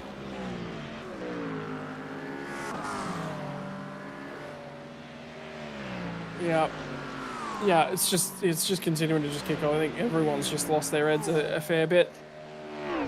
Either way, racing continues with a few bent cars, and I just saw Nathaniel Coburn going in through the top. Yeah, he's got the car parked off on a nice location at least. Yeah. At least he's parked off on the side, and I might just be able to just clear this car, I think, and get back to racing. The worst thing that can happen is another safety car. And I've got a funny Looks feeling like we might have that. Nope, not moving. I am surprised by that, but we've got action down in the midfield. We've got action further up. Harry Inwood, Kurt Chapman and Justin Davies in pit lane. 43 minutes for Kurt Chapman. Can he make it, Scotty? I thought he just dived, into the pit did. lane, and literally, if we get one more safety car, he will make it from here. But the problem he's got is that will be a very, very empty tank, and now it's going to fill all the way back up again. Yeah. That means it's going to be a lengthy stay in pit lane. Hey, boys, I just got back from the Riot Racing pit, and I went in there to have a chat with Stefan Lawrence, because Stefan is the leader of the last pitters. So Stefan, but at that last safety car, Stefan pitted on lap 19. Same with Adam Jepson, but now that Adam got turned, it puts Stefan in that box seat. He was having a bit of a laugh, because he said, to be honest, Pete, I bought the McLaren 2 minutes before the race started, and it's absolutely dead set black. It's got no Riot stuff on it whatsoever.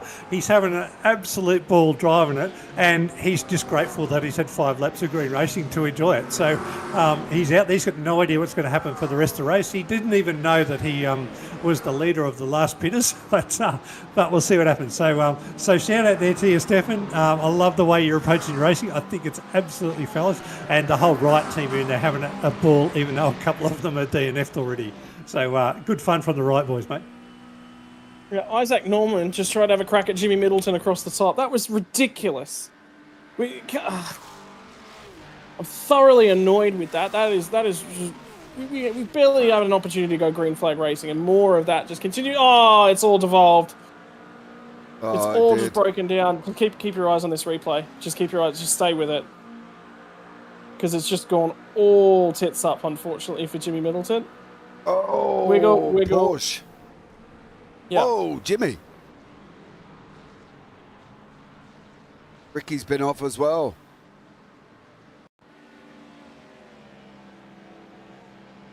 More dramatics. Oh, that's a Porsche. Difficult little one. He's got no rear wing on his car. So I can't even blame that. It's just continuing on, unfortunately.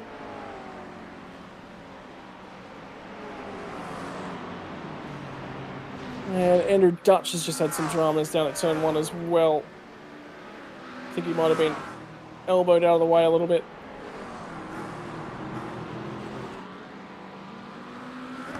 Indeed it was, but it'll be an interesting one to have a look at later on. And want to offer a correction for something I said a little bit earlier in the broadcast as well. Big shout out to our primary sponsor for the limited series, proudly brought to you by Dash Off-Road. If you need your 4-wheel drive parts and bits and pieces to get you driving off the beaten track, Dash Off-Road is our proud sponsor of the series.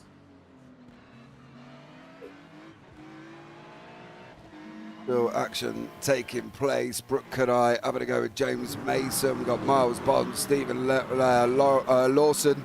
Sorry, teeth weren't working this morning. Having a battle as these guys start running down the Conrad and coming into the chase. I think, that is not going to help for Darcy Inwood there with Miles Bond blinking. Yeah. Got it back under control, and now they're starting to reel back in Stefan Lawrence as well. And you can just see Inwood's going back to fuel saving quite massively. And they've actually made a huge deal of ground on Stefan Lawrence just ahead of them. This is another battle in the background. The Acura bounces up and over the curb, but manages to survive. 91 machine of Kurt Nommensen back to 17 spot. He's had a wild run I think pretty much everybody in this race has had a wild run at some point, Scotty. I don't think there's any set thing. Swain looks like he might have just taken a little bit of a trip, but he's back on now as well. Darcy Inward here, still fighting out with Miles Bond, James Mason tucked in behind, Brooke Kodai can all be involved in this group. And where is that car going? Oh, And Bond trying to get to the inside is going to end up tagging on the run into the cutting right now. Inward's going to slide back down the inside. Gets the job done. Stefan Lawrence is continuing to be the cork in the bottle again. In this little pack, they've all had a crack at him now, and they'll have another one. Inward will now be the first in the queue. Yeah, he's going to try and have a go at Stefan Lawrence if he can, preferably not up through the mountain, not coming out the other side. Wait till you get down through Forest Elbow and have a go down through Conrad. You'll be crazy if you're trying anything else. Nathaniel Coburn's had a problem and has crashed, unfortunately, for that one. But yeah, lots of action going on. But we do have a challenger of Benjamin Brooks, 6th overall, Scotty. They're sitting in a good little spot for himself, and he's in clear air, which will be the big factor throughout this segment of the race. And we've finally got some green flag racing, and it looks like we're going to continue with green flag racing. There's more drama. I literally just said it, and I've killed it. Yep. Track is jammed at the dipper. Something's gone on. Rob Edwards. Oh, bro. You're going round. And then everybody else comes in again.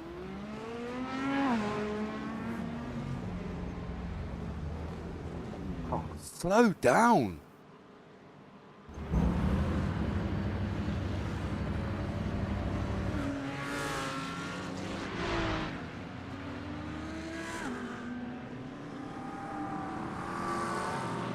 The problem with that is that you see that car absolutely come hurtling in. Yeah. Why are we not slowing down? I don't understand. They must Oh, there's all more. have spotters, There's right? more. There is more. Rob, There is a car parked in the middle of Conrod Straight at the moment. Literally in the middle of the track on Conrod Straight. It's Joshua Swain.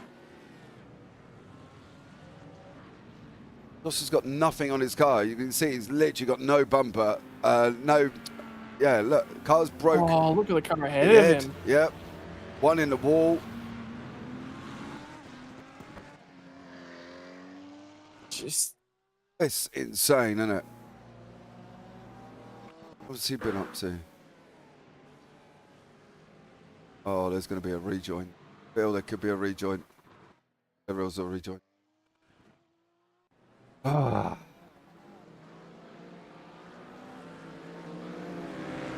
Believe safety car. Where are you? Is on his way out. So back under safety car. Kurt Chapman. Kurt Chapman, Scotty. We said if there's one more, he he'll could make be it. okay. He's on the fringe, yeah. Yeah, he's going to be very, very tight for fuel, but this is exactly what he wanted to see. The difficulty for him is that he is a long, long way back off the race leaders now. And you will make it from here. So if anyone hasn't pit to get themselves home, this will be the stop. So everyone will normalise after this next pit stop. I'm going to put money on everyone's in. Yeah, he's going right up through the mountain as well. He's not even anywhere near the leaders, unfortunately. Everybody's going to peel in. He will be moving. Oh, wow. How did Jake Slade do that? Huh? I'm going to guarantee you he's hit the car that was on Conrad. No, he's done it on his own. Oh, no, he has hit someone. Just keep your eyes on this. Oh. So it was Matt Webber was parked on the right-hand side of the road. Effectively is what happened there. And he's come across him at exactly the wrong moment. Just how stuck out. No, it wasn't a rejoin. He was parked there. He was parked there. He was just destroyed in that spot. Okay.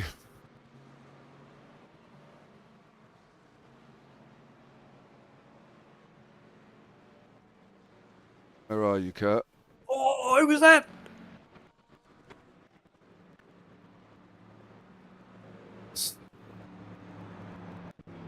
Absolute my time's carnage. crashed It as is. well. It is absolute carnage. I do agree with you. Miles Bond, it might have been. Oh, boys, Miles Bond, they've all come in for the pit stop because I reckon they've all thinking this is the last pit stop to the end now with this safety car. Miles Bond, in the top 10, has come out in the pit stop. He's come out, cold tyres, he's let go of the pit limit on green flags, and he's spun the car around in pit lane.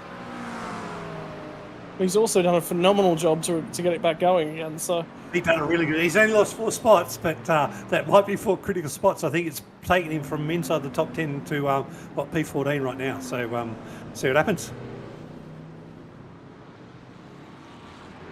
If I can find that. Oh, there we go. One's worth a watch, absolutely worth a watch, because he's done a phenomenal job to flick this car back around. Yeah. Bit hard because they're all in. I mean, it's destroying. Can actually keep them.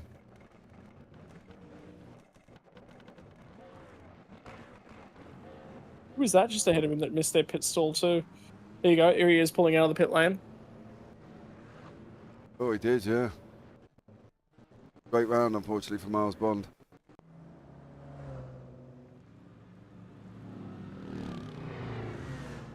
Yellow flag would have shown. I know.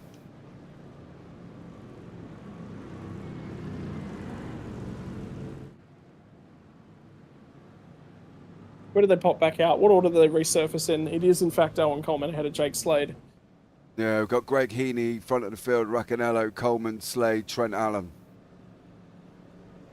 That's that one. And the guys are Heaney and Racanello both pit a long time ago, so Heaney will be very light on the fuel. So I don't think that he's going to be capable of hanging out either of those guys. This is actually going to send them to the rear because everyone should be corrected on fuel strategy now.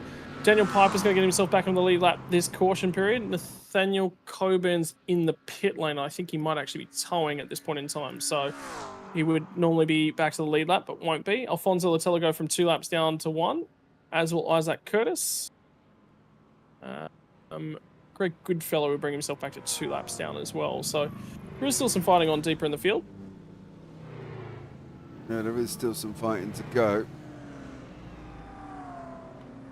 I tell you, Alfonso might find himself a little bit of trouble, boys. He came round into McPhilly up towards Skyline, and he was going a bit fast as he came up the back of the pack and went past about 6 cars. But he knew he did wrong. He pulled up straight away and let those 6 cars pass. But I'm not sure that if I was racing control, I'd look too kindly on that. Anyway, we'll see what happens. Are you purposely trying to get a driver in trouble, Pete Baxter? No, I'm just looking for people to adhere to the rules. And if the rules are clear under safety car, which means you cannot overtake under safety car, then for me, if you overtake under safety car or make a drive-through penalty against the directions of race control, automatic drive-through penalty, if not more. Absolute automatic. And I am hard and fast, and Scotty will tell you this, I cannot stand drivers who cannot respect safety car rules. And I will call them out every time. Yeah. Snitches get stitches, Pete Baxter. Snitches get stitches. Well, but I'm a race controller, mate. Are we the only ones? No, the problem is at the moment, dude, we've had this issue where we have literally had to go onto the start screen and reduce everything back down to nothing. It's 60 cars at Bathurst. It is just, unfortunately, killing. Lots of drama. Yeah, it's just killing the PC, unfortunately. There's not much more that can be done from lots of ends at the moment, by the way. And we're inside the final 30 minutes of the race. We've just ticked over 30 minutes left to go in racing action here tonight from the mountain. Greg Heaney leading laps at the moment. Will have a pit stop left to do. Aaron Racanello sits second, also on the same strategy. Be a couple drivers down towards the tail end of the lead lap. They'll take this opportunity to get some repairs done. But looks like we've got 43 cars on the lead laps, 44 cars on the lead lap right now. So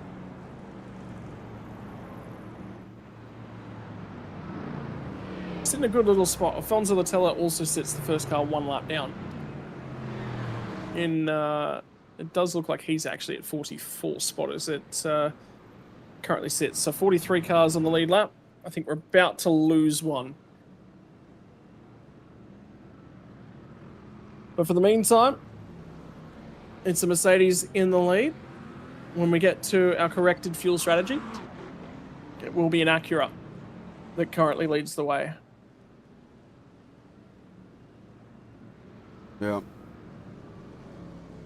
Are we still looking at Coleman for the win here? Yeah, he's now on corrected fuel He's got to be on that, isn't he? Yeah. Yeah, he just took his final stop of the night. He won't need to stop again. Yeah. We'll He's the leader there. Now he gets on.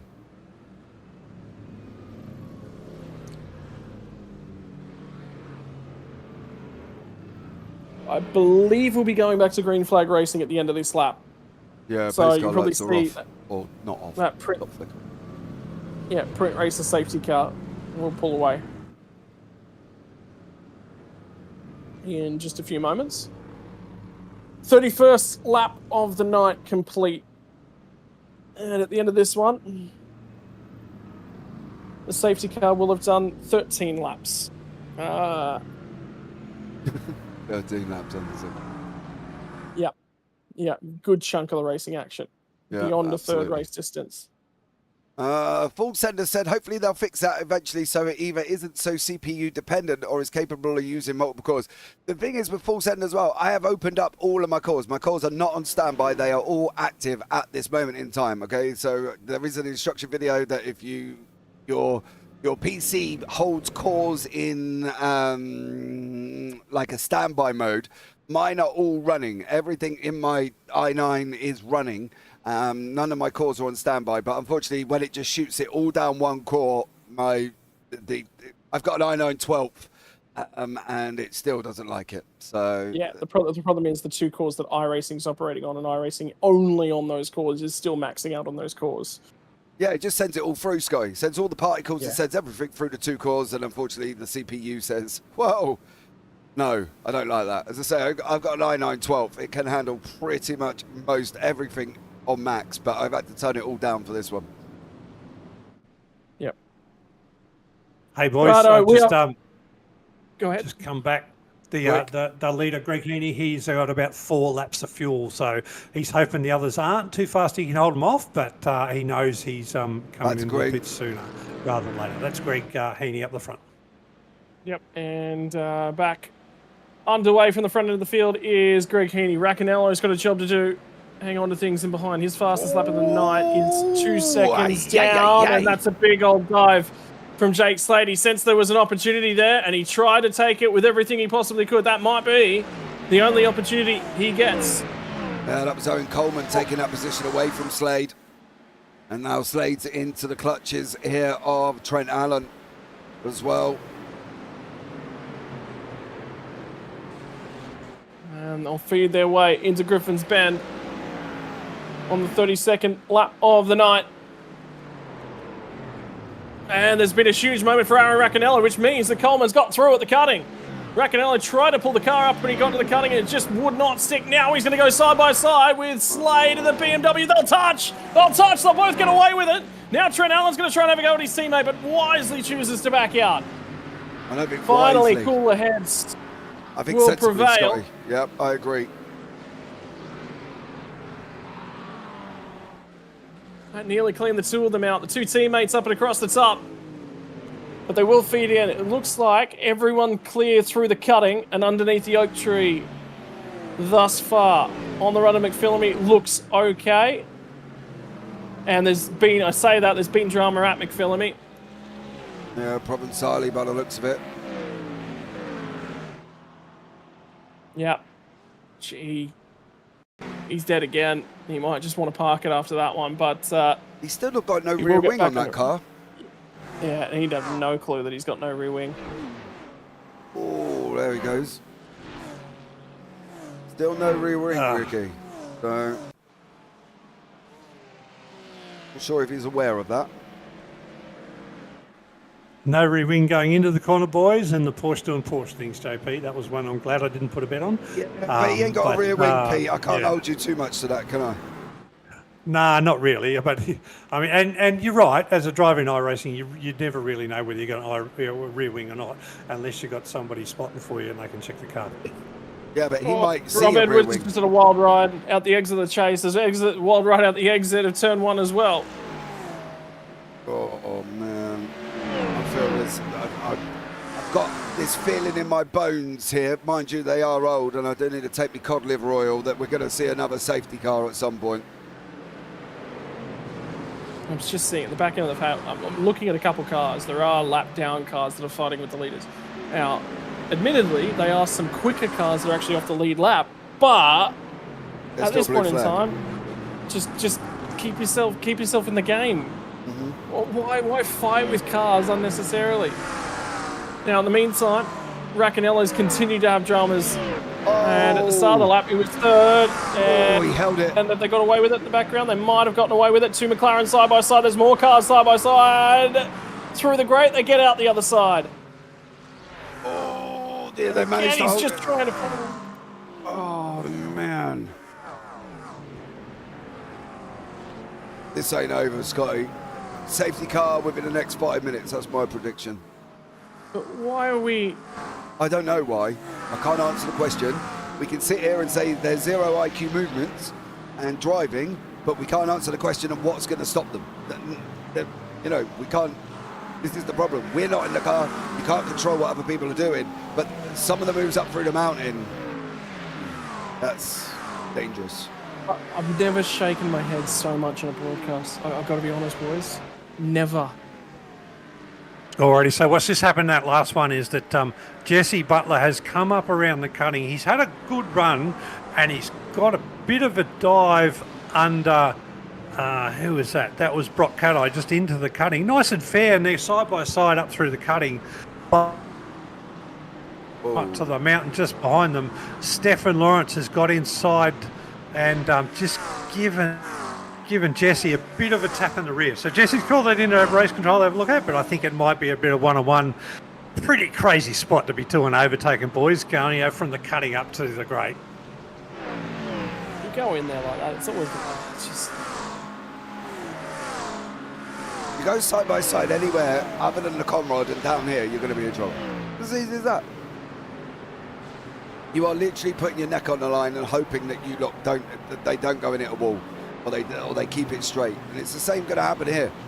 So we've got Kurt Nommensen on the he's on the out. Where is Kurt actually? No, Nick Miller. Sorry, he's just got a Mercedes coming through on him.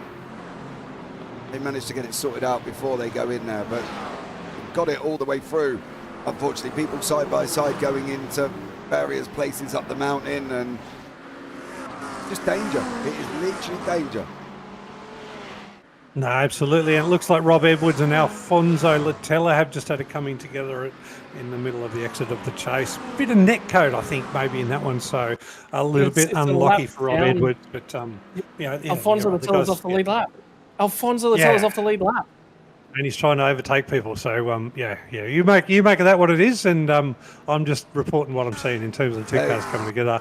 Maybe a little bit net code, but we'll see what happens. Vinny Newman was off the track in front of us, so I'll try and find out what that is too. I'm not gonna say anything because every time I mention blue flags, I get in trouble.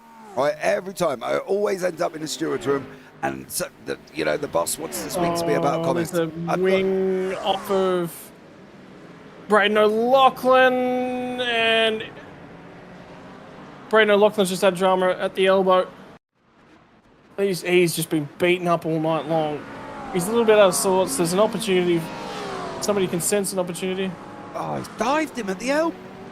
Bro, you've got like a whole straight. Hey, I'm not even gonna comment, and I will literally get myself in deep trouble. But this is... No, I'm going to call it out, mate. I'm going to say that what we're looking at tonight is we're looking at Gran Turismo Forza type tactics, right? Where you get in, your game, and you've got to fight from the back of the field and you can dive and bump cars. That's not good racing. I hate that kind of racing. Instead of setting a car up, coming off the corner faster, and then setting the car up for 2 corners ahead. You know, we've got to get smarter in terms of doing this. And if all we're going to get is dives, we're going to have a very, very busy race control. Maybe they're going to need to have their income double. But yeah, we've just got to get better at racing. Mate. I'm surprised. I mean, we're seeing elite class guys. So these are guys with 2,500 to 3,500 iRacing. The iRacing, these are not new people to iRacing.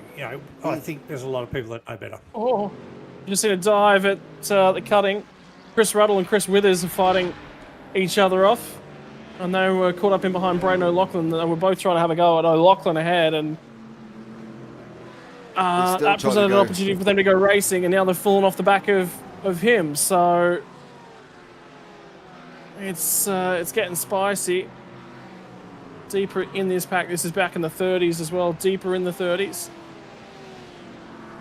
As they try and line themselves up and get through. Ruddle makes a mistake out the other side through the dipper, but they've both lost an opportunity to have a go at Braden O'Loughlin. And again, diving at the elbow. With no overlap.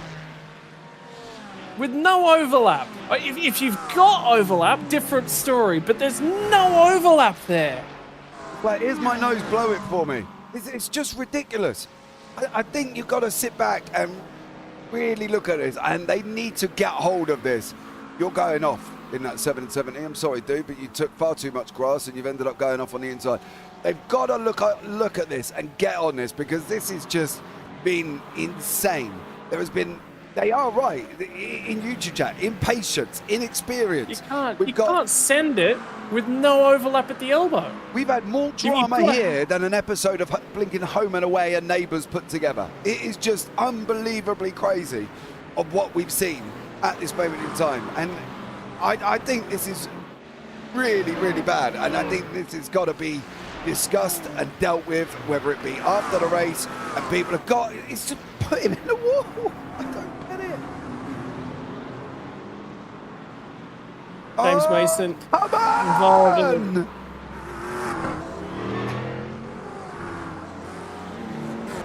the yellow flag on the mountain. A yellow flag. And they're not even slowing.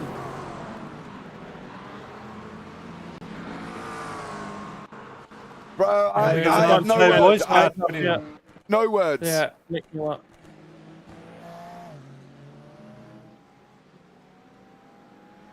You can't do. You can't race like that. They've either not got spotters, and I wouldn't even mind. There's a function in iRacing that gives you a spotter that tells you yellow flag ahead.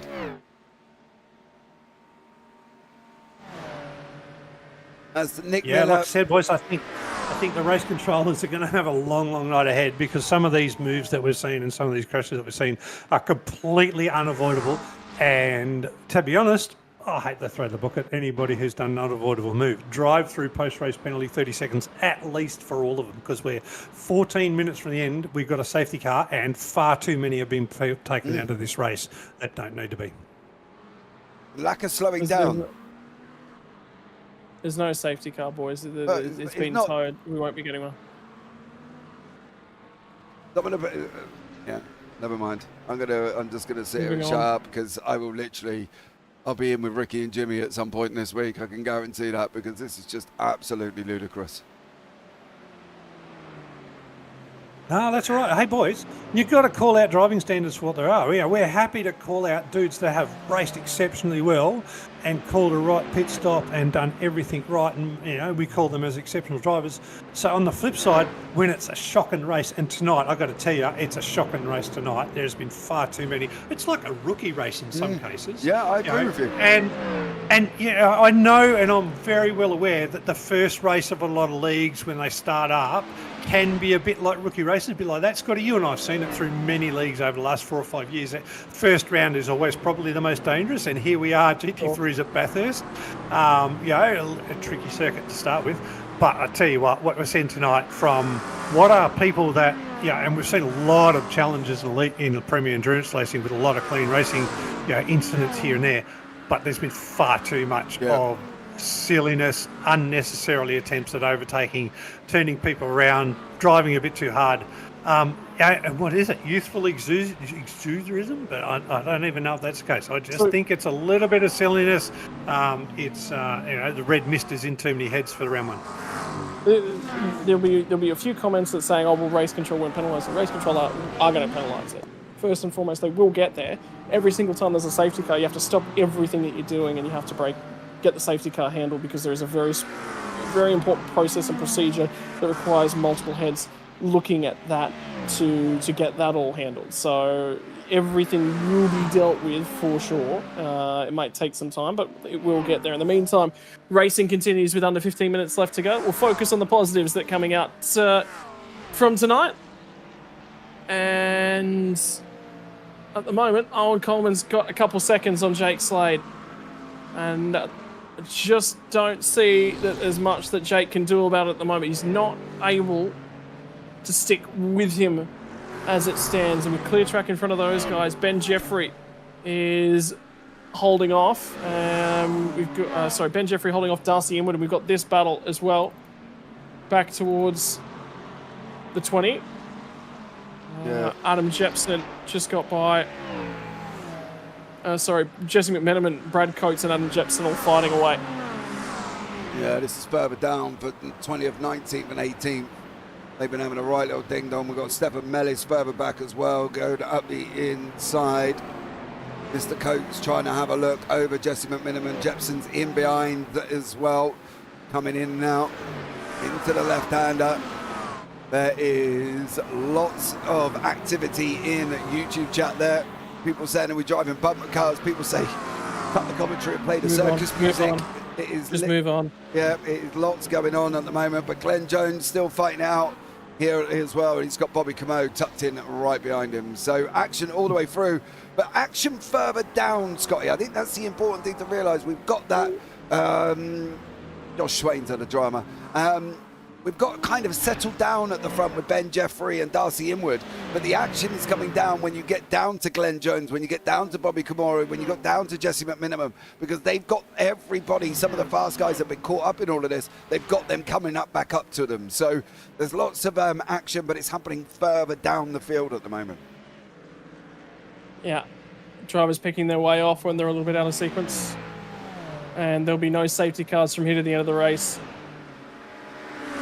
So Scotty, let me put that into context for you. You guys have got 10 minutes left of the race to call, and we're going to find a winner, right, with Owen and Jake out the front there. Race control are at lap 15, and these guys are at lap 38. So that's how far race control are behind looking at incidents. So all I'm going to say is what you guys call in 10 minutes' time has only provisional. It has to be. All right. Yeah, well, the other side of the coin is the front three in Elite haven't been involved in any of that, so they'll be fine. I'm not worried about those three, so we can confidently say that the overall standings, probably for the top 5 or so, are going to remain the same as I think that Stan Magri was just trying to slide down the inside and get the job done, but there was some elbows out and traded. It's alongside Adam Jepson. We've now got Foz there, Justin Davies in the mix at the same time here. These guys running too wide down into the entrance, into the mountain now they go. At the moment, they've all made it through, but it's been getting very, very spicy further down in this pack. There is 6 cars, 7 cars that could be involved with this one. Ben Jeffrey is under pressure, however, from Darcy Inwood. And we'll see how they come in through the dipper and coming down into Forest Elbow. This is Darcy's chance, I think, on this one, Scotty. He's got to stay close enough coming out of Forest and get the run down Conrad. Yeah. Get the head down and focus on your corner exits, particularly the critical ones. If you can make sure that you get off and get on your run nice and simply at the right time, you'll be in the right spot. And it's about defending on the run off of the corners onto Conrad. And all of your corner exits, there's actually contact. Adam Jepson's just had a rub with Jesse McMenamin at the elbow. And McMenamin's going to find the fence at the elbow. But they'll all escape out the other side. There was definitely contact in that one too. Yeah, a little contact, mate, but they're side-by-side cars, right? I mean, plenty of overlap between the two of them. They've come together and just the cars have lost control. I don't think there's anything in that one other than probably not giving each other enough racing room. I think if you had a look at Jesse McMiniman, he actually hits the wall. We'll go here. If you watch the pink car, he'll bounce off the wall on the inside, just there. And then, unfortunately, Jepson goes and hits McMiniman. So, yeah, I think Jepson hit the wall on the way down. Righto, well, I'll put McMiniman into the pit lane for some repairs at the back end of this one. I'm going to walk through a couple of meatball flag. Kurt Normanson, Eli Donaldson, Jesse McMiniman, Nick Miller, and James Mason all in the pit lane for repairs right now. And I can tell you Donaldson's actually done for the day, so he will not be returning to the circuit. Leader of the Challenger class drivers at the moment inside the top 10, Benjamin Brook. He did pit under that safety car, that most recent safety car. Will be good on race strategy.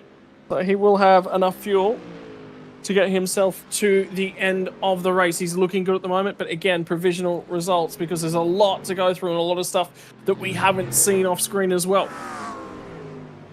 Yeah, I think I would have needed at least 3 PCs running at this point, Scotty, to try and catch everything that's gone on here, to be honest. There's been a lot of action all the way through the field, and unfortunately, we've been able to catch what we can catch here. At the same time, we've got Chris Withers with Stefan Mellis. Withers took Mellis side by side. He made the overtake. Mellis backed out. Now Mellis is under attack from Piper, and it depends what Piper's going to do. This again is further down. This is for 27th, 28th, and 29th place. And they're continuing to fight with Piper, trying to go with Mellis. They're going to be able to get... No, I think they're going to wait. Oh, Mellis is in the wall.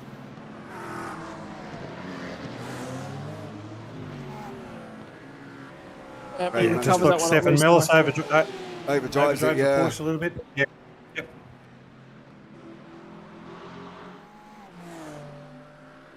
Well, in the meantime, I believe that's Miles Bond we're looking at once more inside of the top 10.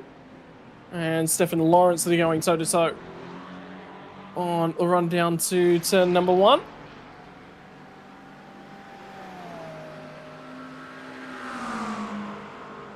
And then they'll have a crack at each other on the run down to turn 2. Lawrence trying to get a touch closer, but just not quite able to close enough.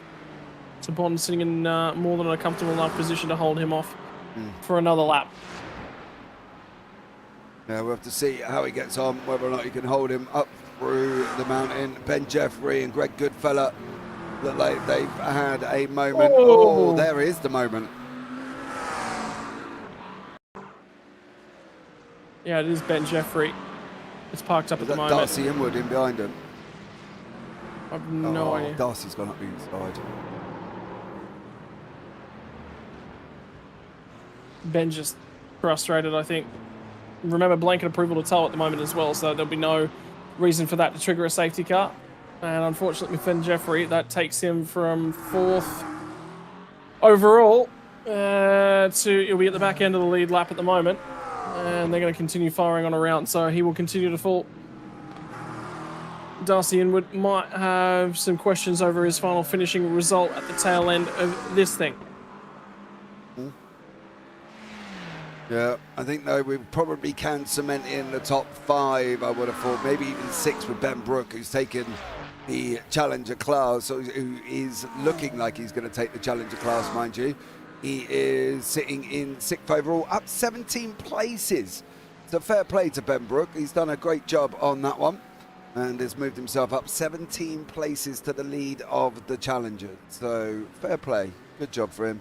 Stefan Mellis has had a incident, unfortunately. Looks like Brandon O'Loughlin has also come a bit of a cropper, and Ben Jeffrey jumped back to pit lane after the incident we saw. Yeah, Braden O'Loughlin's just come out of McPhillamy Park. He's lost the back end, and Glenn Oak didn't have time to stop. He was up really close, so give him a little bit of a tap and turn him round. But nothing on Glenn there. That was all on Braden for losing the end, and bit of a racing incident for turning it around. Play on.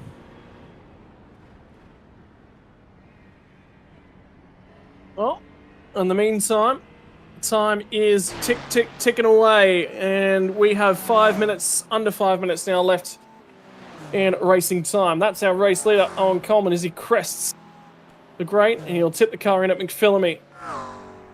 Up across the top. You can just see a touch of gravel off the racing line as well. Catching a touch of lap traffic. We'll have to navigate it. There's probably going to be this car, and there might be two more that are just down the road from him as well. So you want to pick them off nice and quickly. Oh, not like that. Greg Goodfellow has another moment right in front of him. Not like that. But we've got Harry Inwood and Kurt Chapman. Is fourth, sixth and fifth, and Bobby Camo in front. He is in fourth in Challengers. But there is, this is Glenn Jones and Kurt Chapman with Harry Inwood behind. This is battles for fourth, fifth, and sixth in the Challenger class as well. Well, I think Camo's probably got more drive-through penalties coming his way as well, so I would say that one's that put a big question mark over that. Goodfellow's doing a good job here. That's the same car that's still parked up. Oh, I feel sorry for Goodfellow. He's made his own mistake coming down to Forest Elbow, but he was like half a second in front of Owen Coleman. I've been in that position before and actually taken the leader out and cost him a race, but at least for Greg, he has made a spin in the fence. He's sitting there nice and quiet, so over to you, boys. He's better off towing at this point in time. This is what I said. There's a couple more cars to come, and then he's got quite a hefty gap. So there's a hole now. He's got to go right now. And he's broke. His front right ain't turning. As you're looking at the car, that way. Oh, mate! Well, boys, I think we might be on the last lap here. I think I've just one more to go. There'll be two more. Yep. I think I've just had kittens. Well, Coleman's still got control. Slade's taken a touch out of him with that moment, but he's still got a 2-second margin at the moment, and he is catching more lap traffic. And Coleman will be, he might be having kittens himself at the moment. On the run down through the S's. Ben Jeffrey, who he's raced with in the past, and put on a show between the pair of them, so he'll have a lot more confidence in Ben Jeffrey to do what he needs to. And it's 7 seconds to the next car, so you get the feeling Ben Jeffrey will probably just leap right out of the way. Yeah. Unless Coleman might be tight on fuel, because he's just dropped a whole bunch more time back to Slade through the middle sectors. And Jeffrey is slowing. Jeffrey's absolutely going to try and let him go here. Yeah, well done. Recognise the situation, recognise what he had to do. And job done. Yep. But for now, Owen Coleman will come through underneath the Earl Bridge. And yeah, Barney will have white to wave in his hand. And he will be up here. There you go. The flag stand further along. One more lap left to run. 1.6 seconds the margin. And Trent Allen's comfortable in second as it currently, sorry, in third place as it stands. Slade's taken it 2, Coleman. 300ths, remember, separated these two in qualifying trim all the way back at the start of the adventure. And very little to separate them at the conclusion of 2 hours on the racetrack. That's Kurt Chapman.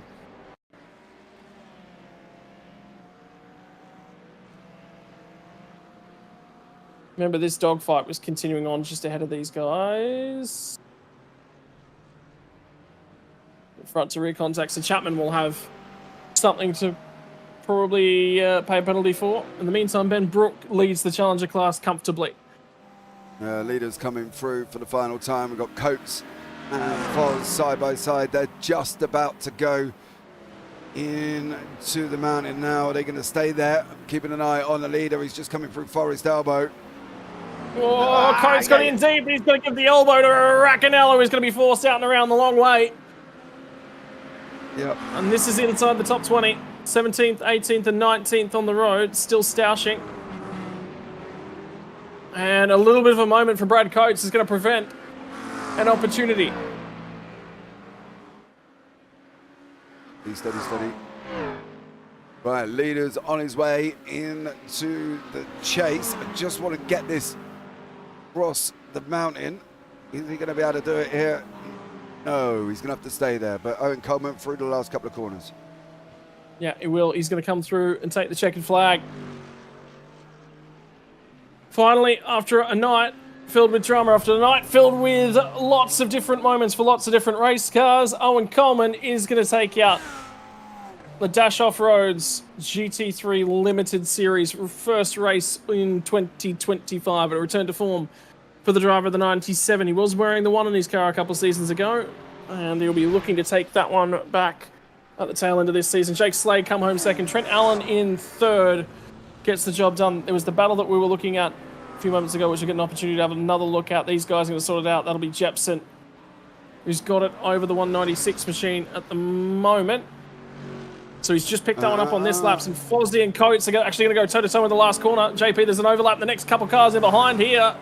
Fozzie was going to have a dive at him. Still thinking about a dive. Still got the overlap. Forces Coates to run deep into the final corner. He's going to try and get a drive out the other side. Picks him at the line. Yeah. 17th spot in the last few meters of the racetrack. Yeah, there's a couple of other action-packed bits taking place further down. Jimmy there, just it looks like he might have got a slowdown coming out of that final corner. He has, because he's lost an absolute... I think he's out of fuel. Oh, you reckon he's out of fuel? He's out of fuel. He's out of fuel. Oh, Jimmy. Yeah. Stefan Mellis with Greg Heaney.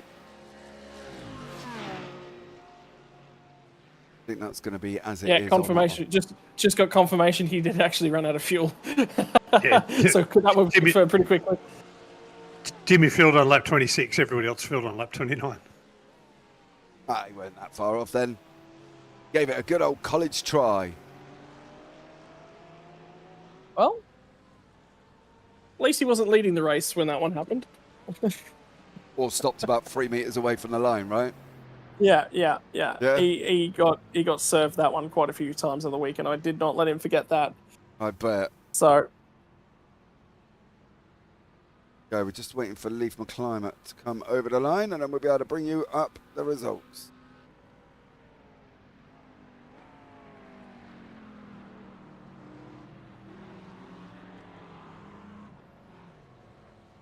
no, I believe we are now done. That was the last car across the finish line. So, yeah, we are done. Everyone has now crossed the start-finish line, and that means that the results on track are locked in, but they will remain provisional. Your top three have been clean all night long, and we should expect to see them stay the same. And that will be Owen Coleman from Jake Slade from Trent Allen, and they are your elite podium as well. The first driver we're going to look for in our Challenger class standings will be that of Benjamin Brook, who at the moment, again, provisional, has it from Jeremy Greentree from Bobby Camo, but I'm expecting Camo to get a penalty of some description. So I'd expect third place in the Challenger class to end up being Harry Inwood. So the Dash Off-Road Premier Endurance League GT3 has been run and won, and some expensive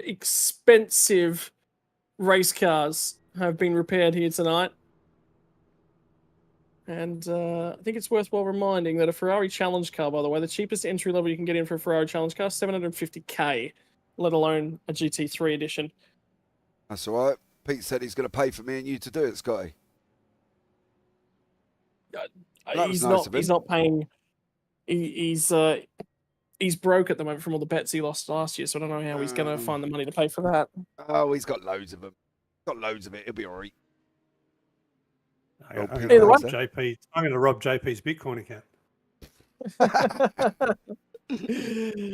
Righto, racing concluded for Unite.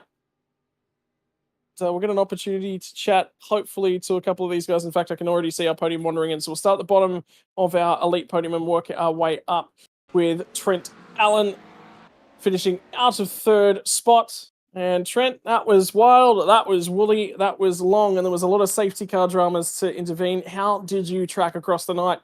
Qualified fifth, picked a couple spots off early, and then sort of sat there and just tried to play it smart by the look of things. Yes and no. That's all the pace I had. I didn't have the pace to overtake anyone, but I had enough to stay in my position. So thankfully a few guys around us had a few issues, and was just watching Owen and Jake up front because they had pace over me. So it was a bit of survival, and it was I mean, yeah, I've never done so few laps of Bathurst in a race. 44 laps was the racing duration here tonight, mate. Ford Mustang, you becoming more and more comfortable and acclimated to that car over its duration. It's just starting to look like it's going to be one of the big cars to go on with. Yeah, true. Yeah, I'm quite comfortable with it, and it seems to be getting more popular. So I think also as more setups come out for it, I think more people are drawn to it. But it's a solid car. Just for me, I'm just missing that last few tenths when I need them. In terms of things tonight, mate, third place in terms of the standings puts you on a really, really good lean towards the 7-race championship here this season, boasting tracks like Spa, Sebring, and Mugello. Is there any one that you sort of had a look at the calendar and gone, that's going to be a bogey track for me early on? Never raced at Sebring, so I have to learn that now. So probably that one. But I'm just thankful that this season's got a lot more faster flowing sort of Grand Prix type tracks, because that's what I prefer, especially in the Mustang, over little go-kart type tracks. So I think that calendar this year is pretty exciting. I'm looking forward to it. Mate, congratulations, and who would you like to give a thank you to tonight? Thanks. I'd like to give thanks to our sponsors, AITT, Sudspeed, Kibby, IR Sidekick, Bunny Builds, and Shore by 4, and all my teammates. And just a shout out to Jake for his first race in Pell. Did an amazing job. Mate, congratulations, and we'll see you again in a few weeks' time to go racing from Sebring, mate. Congratulations. Cheers. Thanks, gents. Take one step further forward in terms of the podium, and JP, you want to give a quick interview here to Jake Slade, who finishes second here tonight. Jake, welcome in, bud. Finished second in what can only be the bonkers at Bathurst, can't it? Yeah, pretty much. There was a lot going on at all times, so yeah, it was a good race. Was just trying to put in consistency up the top, and towards the end there, I did that whole race on one set, so I was just overdriving him, getting a little bit hot at the end, and lost a few tenths here and there to Owen, and yeah, it sort of just hurt me a little bit. Did you have any faults that you thought you could catch him? I knew I was going to be close. I raced Owen a bit in the Gen 3s in a different league, so we're pretty on par in them as well. So I had an inkling that I could. I've just got a really bad habit of overdriving cars, though, so I just had to try and stay calm and try and keep the heat down out of the tyres. Otherwise, yeah, it was pretty much what happened at the end. I just overdrove it. Going forward, mate, we're heading off to Sebring next time out. How do we reckon we're going to see Jake Slade and that BMW do there? It's historically not a great track for me. I'm just going to put in the laps and see how we go, I guess. I don't do a great deal of GT3. I'm sort of not new to the car. I've never really sat down and done a lot of seat time in it, so I'm still trying to find my feet. But we'll see how we go. Hopefully get a good setup and look to get at least a top 5 there. All right, mate. Well, thanks so much for joining us there, bud. Anyone you want to shout out before we let you go? Yeah, just all the team sponsors, mate. Where are we? Sorry, hang on one sec. Oh, you're good. Don't worry. Here we go. AITT, Sudspeed, Kibby, IR Sidekick, Bunnies Builds, and Shore by 4. They've been with us, all of us, for quite a long time, so we wouldn't be able to do what we do and sort of be on top of it like we are without their help. So really appreciate that. I'd just like to give a big shout out to Greg and Leith, the team bosses, just for always having the best interest in all the drivers and trying to help us put our best foot forward. It's really reassuring knowing that each week we've got that behind you. Yeah, it's good. And I just appreciate it, really do. Jay, well, thanks so much for joining us there, bud, and look forward to seeing what you can do at Sebring.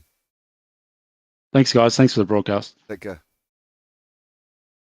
Cool. And finally, we will take care of our tonight's overall race winner, Peter Baxter, interview Captain Grumpy himself.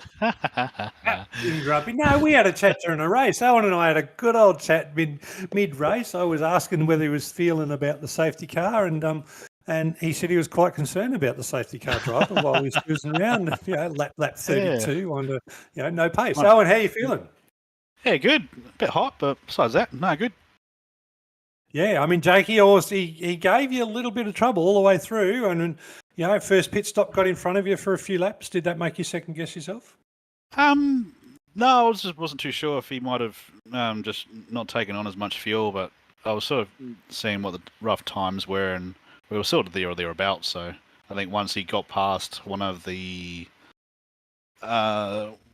think there was 2 or 3 cars in front of us after one of the stop. I think after he got past him, he sort of gapped it a little bit, and then managed to crawl it back, and then had that safety car again. I was like, oh. Oh, I tell you what, Jackie just come in here and he mentioned that he doesn't drive the GT3 all that often, and he's still coming to grips with it, and he's just hoping to be in the top 5. I'm thinking, shit, I've driven the GT3 a lot, and I'd be lucky in I'd be looking for top 40. Does that worry you that he's new to the GT3 and he's already putting pressure on you? Nah, some people pick it up pretty quick. I think I might have raced against him in the Gent series, I think. Not either that or it was a supercar, but no, some people pick it up pretty quickly, so that just adds to the list of people who I get to race against. No, absolutely. You've been number 1 before in PEL. You're currently going to be sitting number 1 in this season. Is Owen Coleman going to be wearing the number 1 at the end of the championship? I'm not making any assumptions, especially after last season. I'm just looking to have good results. That's my main thing. Fabulous, mate. You drove really well tonight. A whole lot of patience amongst what was a messy race. You guys up the front, I think, were kept clear of it. Who do you want to give a shout out to tonight, Owen? I'll give a shout out to Motorsport Hauler, Colourful Lightning, Gecko Solutions, Powered Electrical, obviously Matt at Dash, you guys all in the commentary booth, Lee and the he's going to be having a bit of fun tonight. And on the side note, I just wanted to say a quick shout out to Jimmy, Dutchy, and Foz. They've been really helpful. Over probably the last year, where I've sort of struggled with bits and pieces. So no, they've been awesome, and it's just good to have that sort of group where you can sort of do hang a bit of stick on each other, but other than that, they've been really helpful, and I truly appreciate it. That's a good call, shout out, because what we've done with Jimmy and Ricky over the last few years has been really good, and quite understanding guys, and they've put a whole lot of things together. But I won't let their heads blow up too far because Scotty Rankin's about to put a pin in them. So Owen, thank you, and well done tonight. Congratulations on your P1. Cheers, guys. Cheers for putting in the effort tonight. When you head back up there, make sure you tell Jimmy that he's got to put more fuel in than he needs. And more photos of Scotty on his car. No. That's probably where he went wrong. That's probably where it started. Yeah. All right, Chucky. thank you very much. Catch you guys. Coleman. Get out of here. Get out of here, Captain Grumpy. All right. We'll finally get the opportunity to have a quick interview with Benjamin Brook, tonight's Challenger class winner.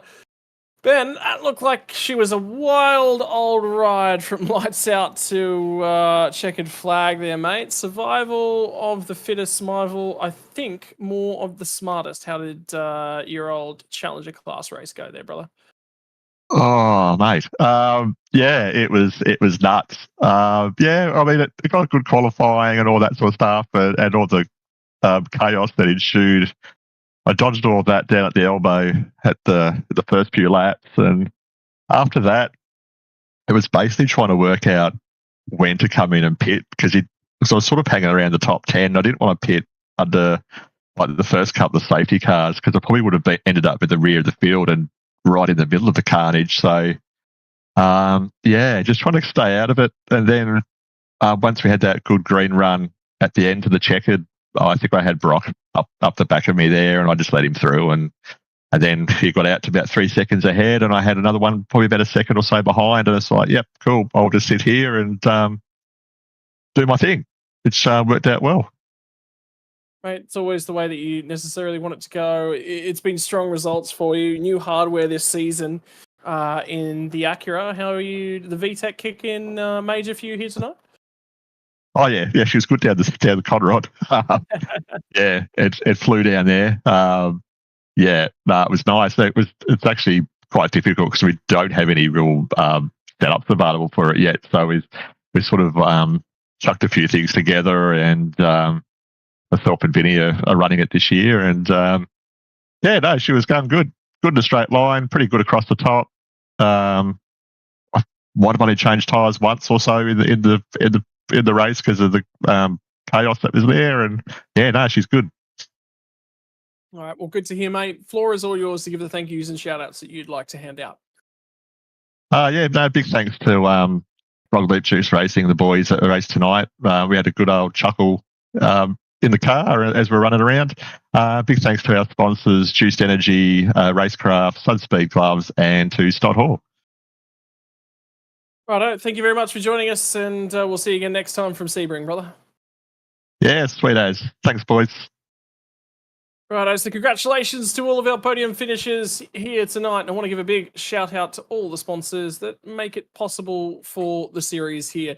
In particular, Dash Off-Road, Sim Racing in Focus podcast, Kibby, Print Racer, who's your proud safety car sponsor. Sud Speed will get you going for the gloves that gets you into sim racing. All proud supporters of the Premier Endurance League, and particularly our naming rights sponsor for GT3 Limited race number 1 in the new format as well. Dash Off-Road, can't say enough about them for coming on board. Boys, that was a wild and woolly race, and Sebring, it's got a lot more runoff. I think we'll be a lot better off when we get there. Yeah, I think the mountain has played a massive part in today, and I think also sort of being aware of what they're doing in the car. Maybe a couple of people might need to go back and have a rethink about how they drive. But apart from that, wild and epic, and it's been bonkers at Bathurst, Pete Baxter. Yeah, Scotty, I've said my piece about the driving standards, but I just want to throw a quick shout out to all the drivers that allowed me to jump in their Discords and have a chat with them during the race. They're all really, really well spirited, and we had a great race and talked about strategies and all sorts of things. So thank you for that, and hopefully that brings a whole good element to PL that some others don't do. So well done to everybody for that. Righto, ladies and gentlemen, we'll see you all in a little while when we go live for our next race. It's going to be March the 2nd to kick off the next race of the limited calendar. We'll see you all in a couple of weeks' time from Sebring.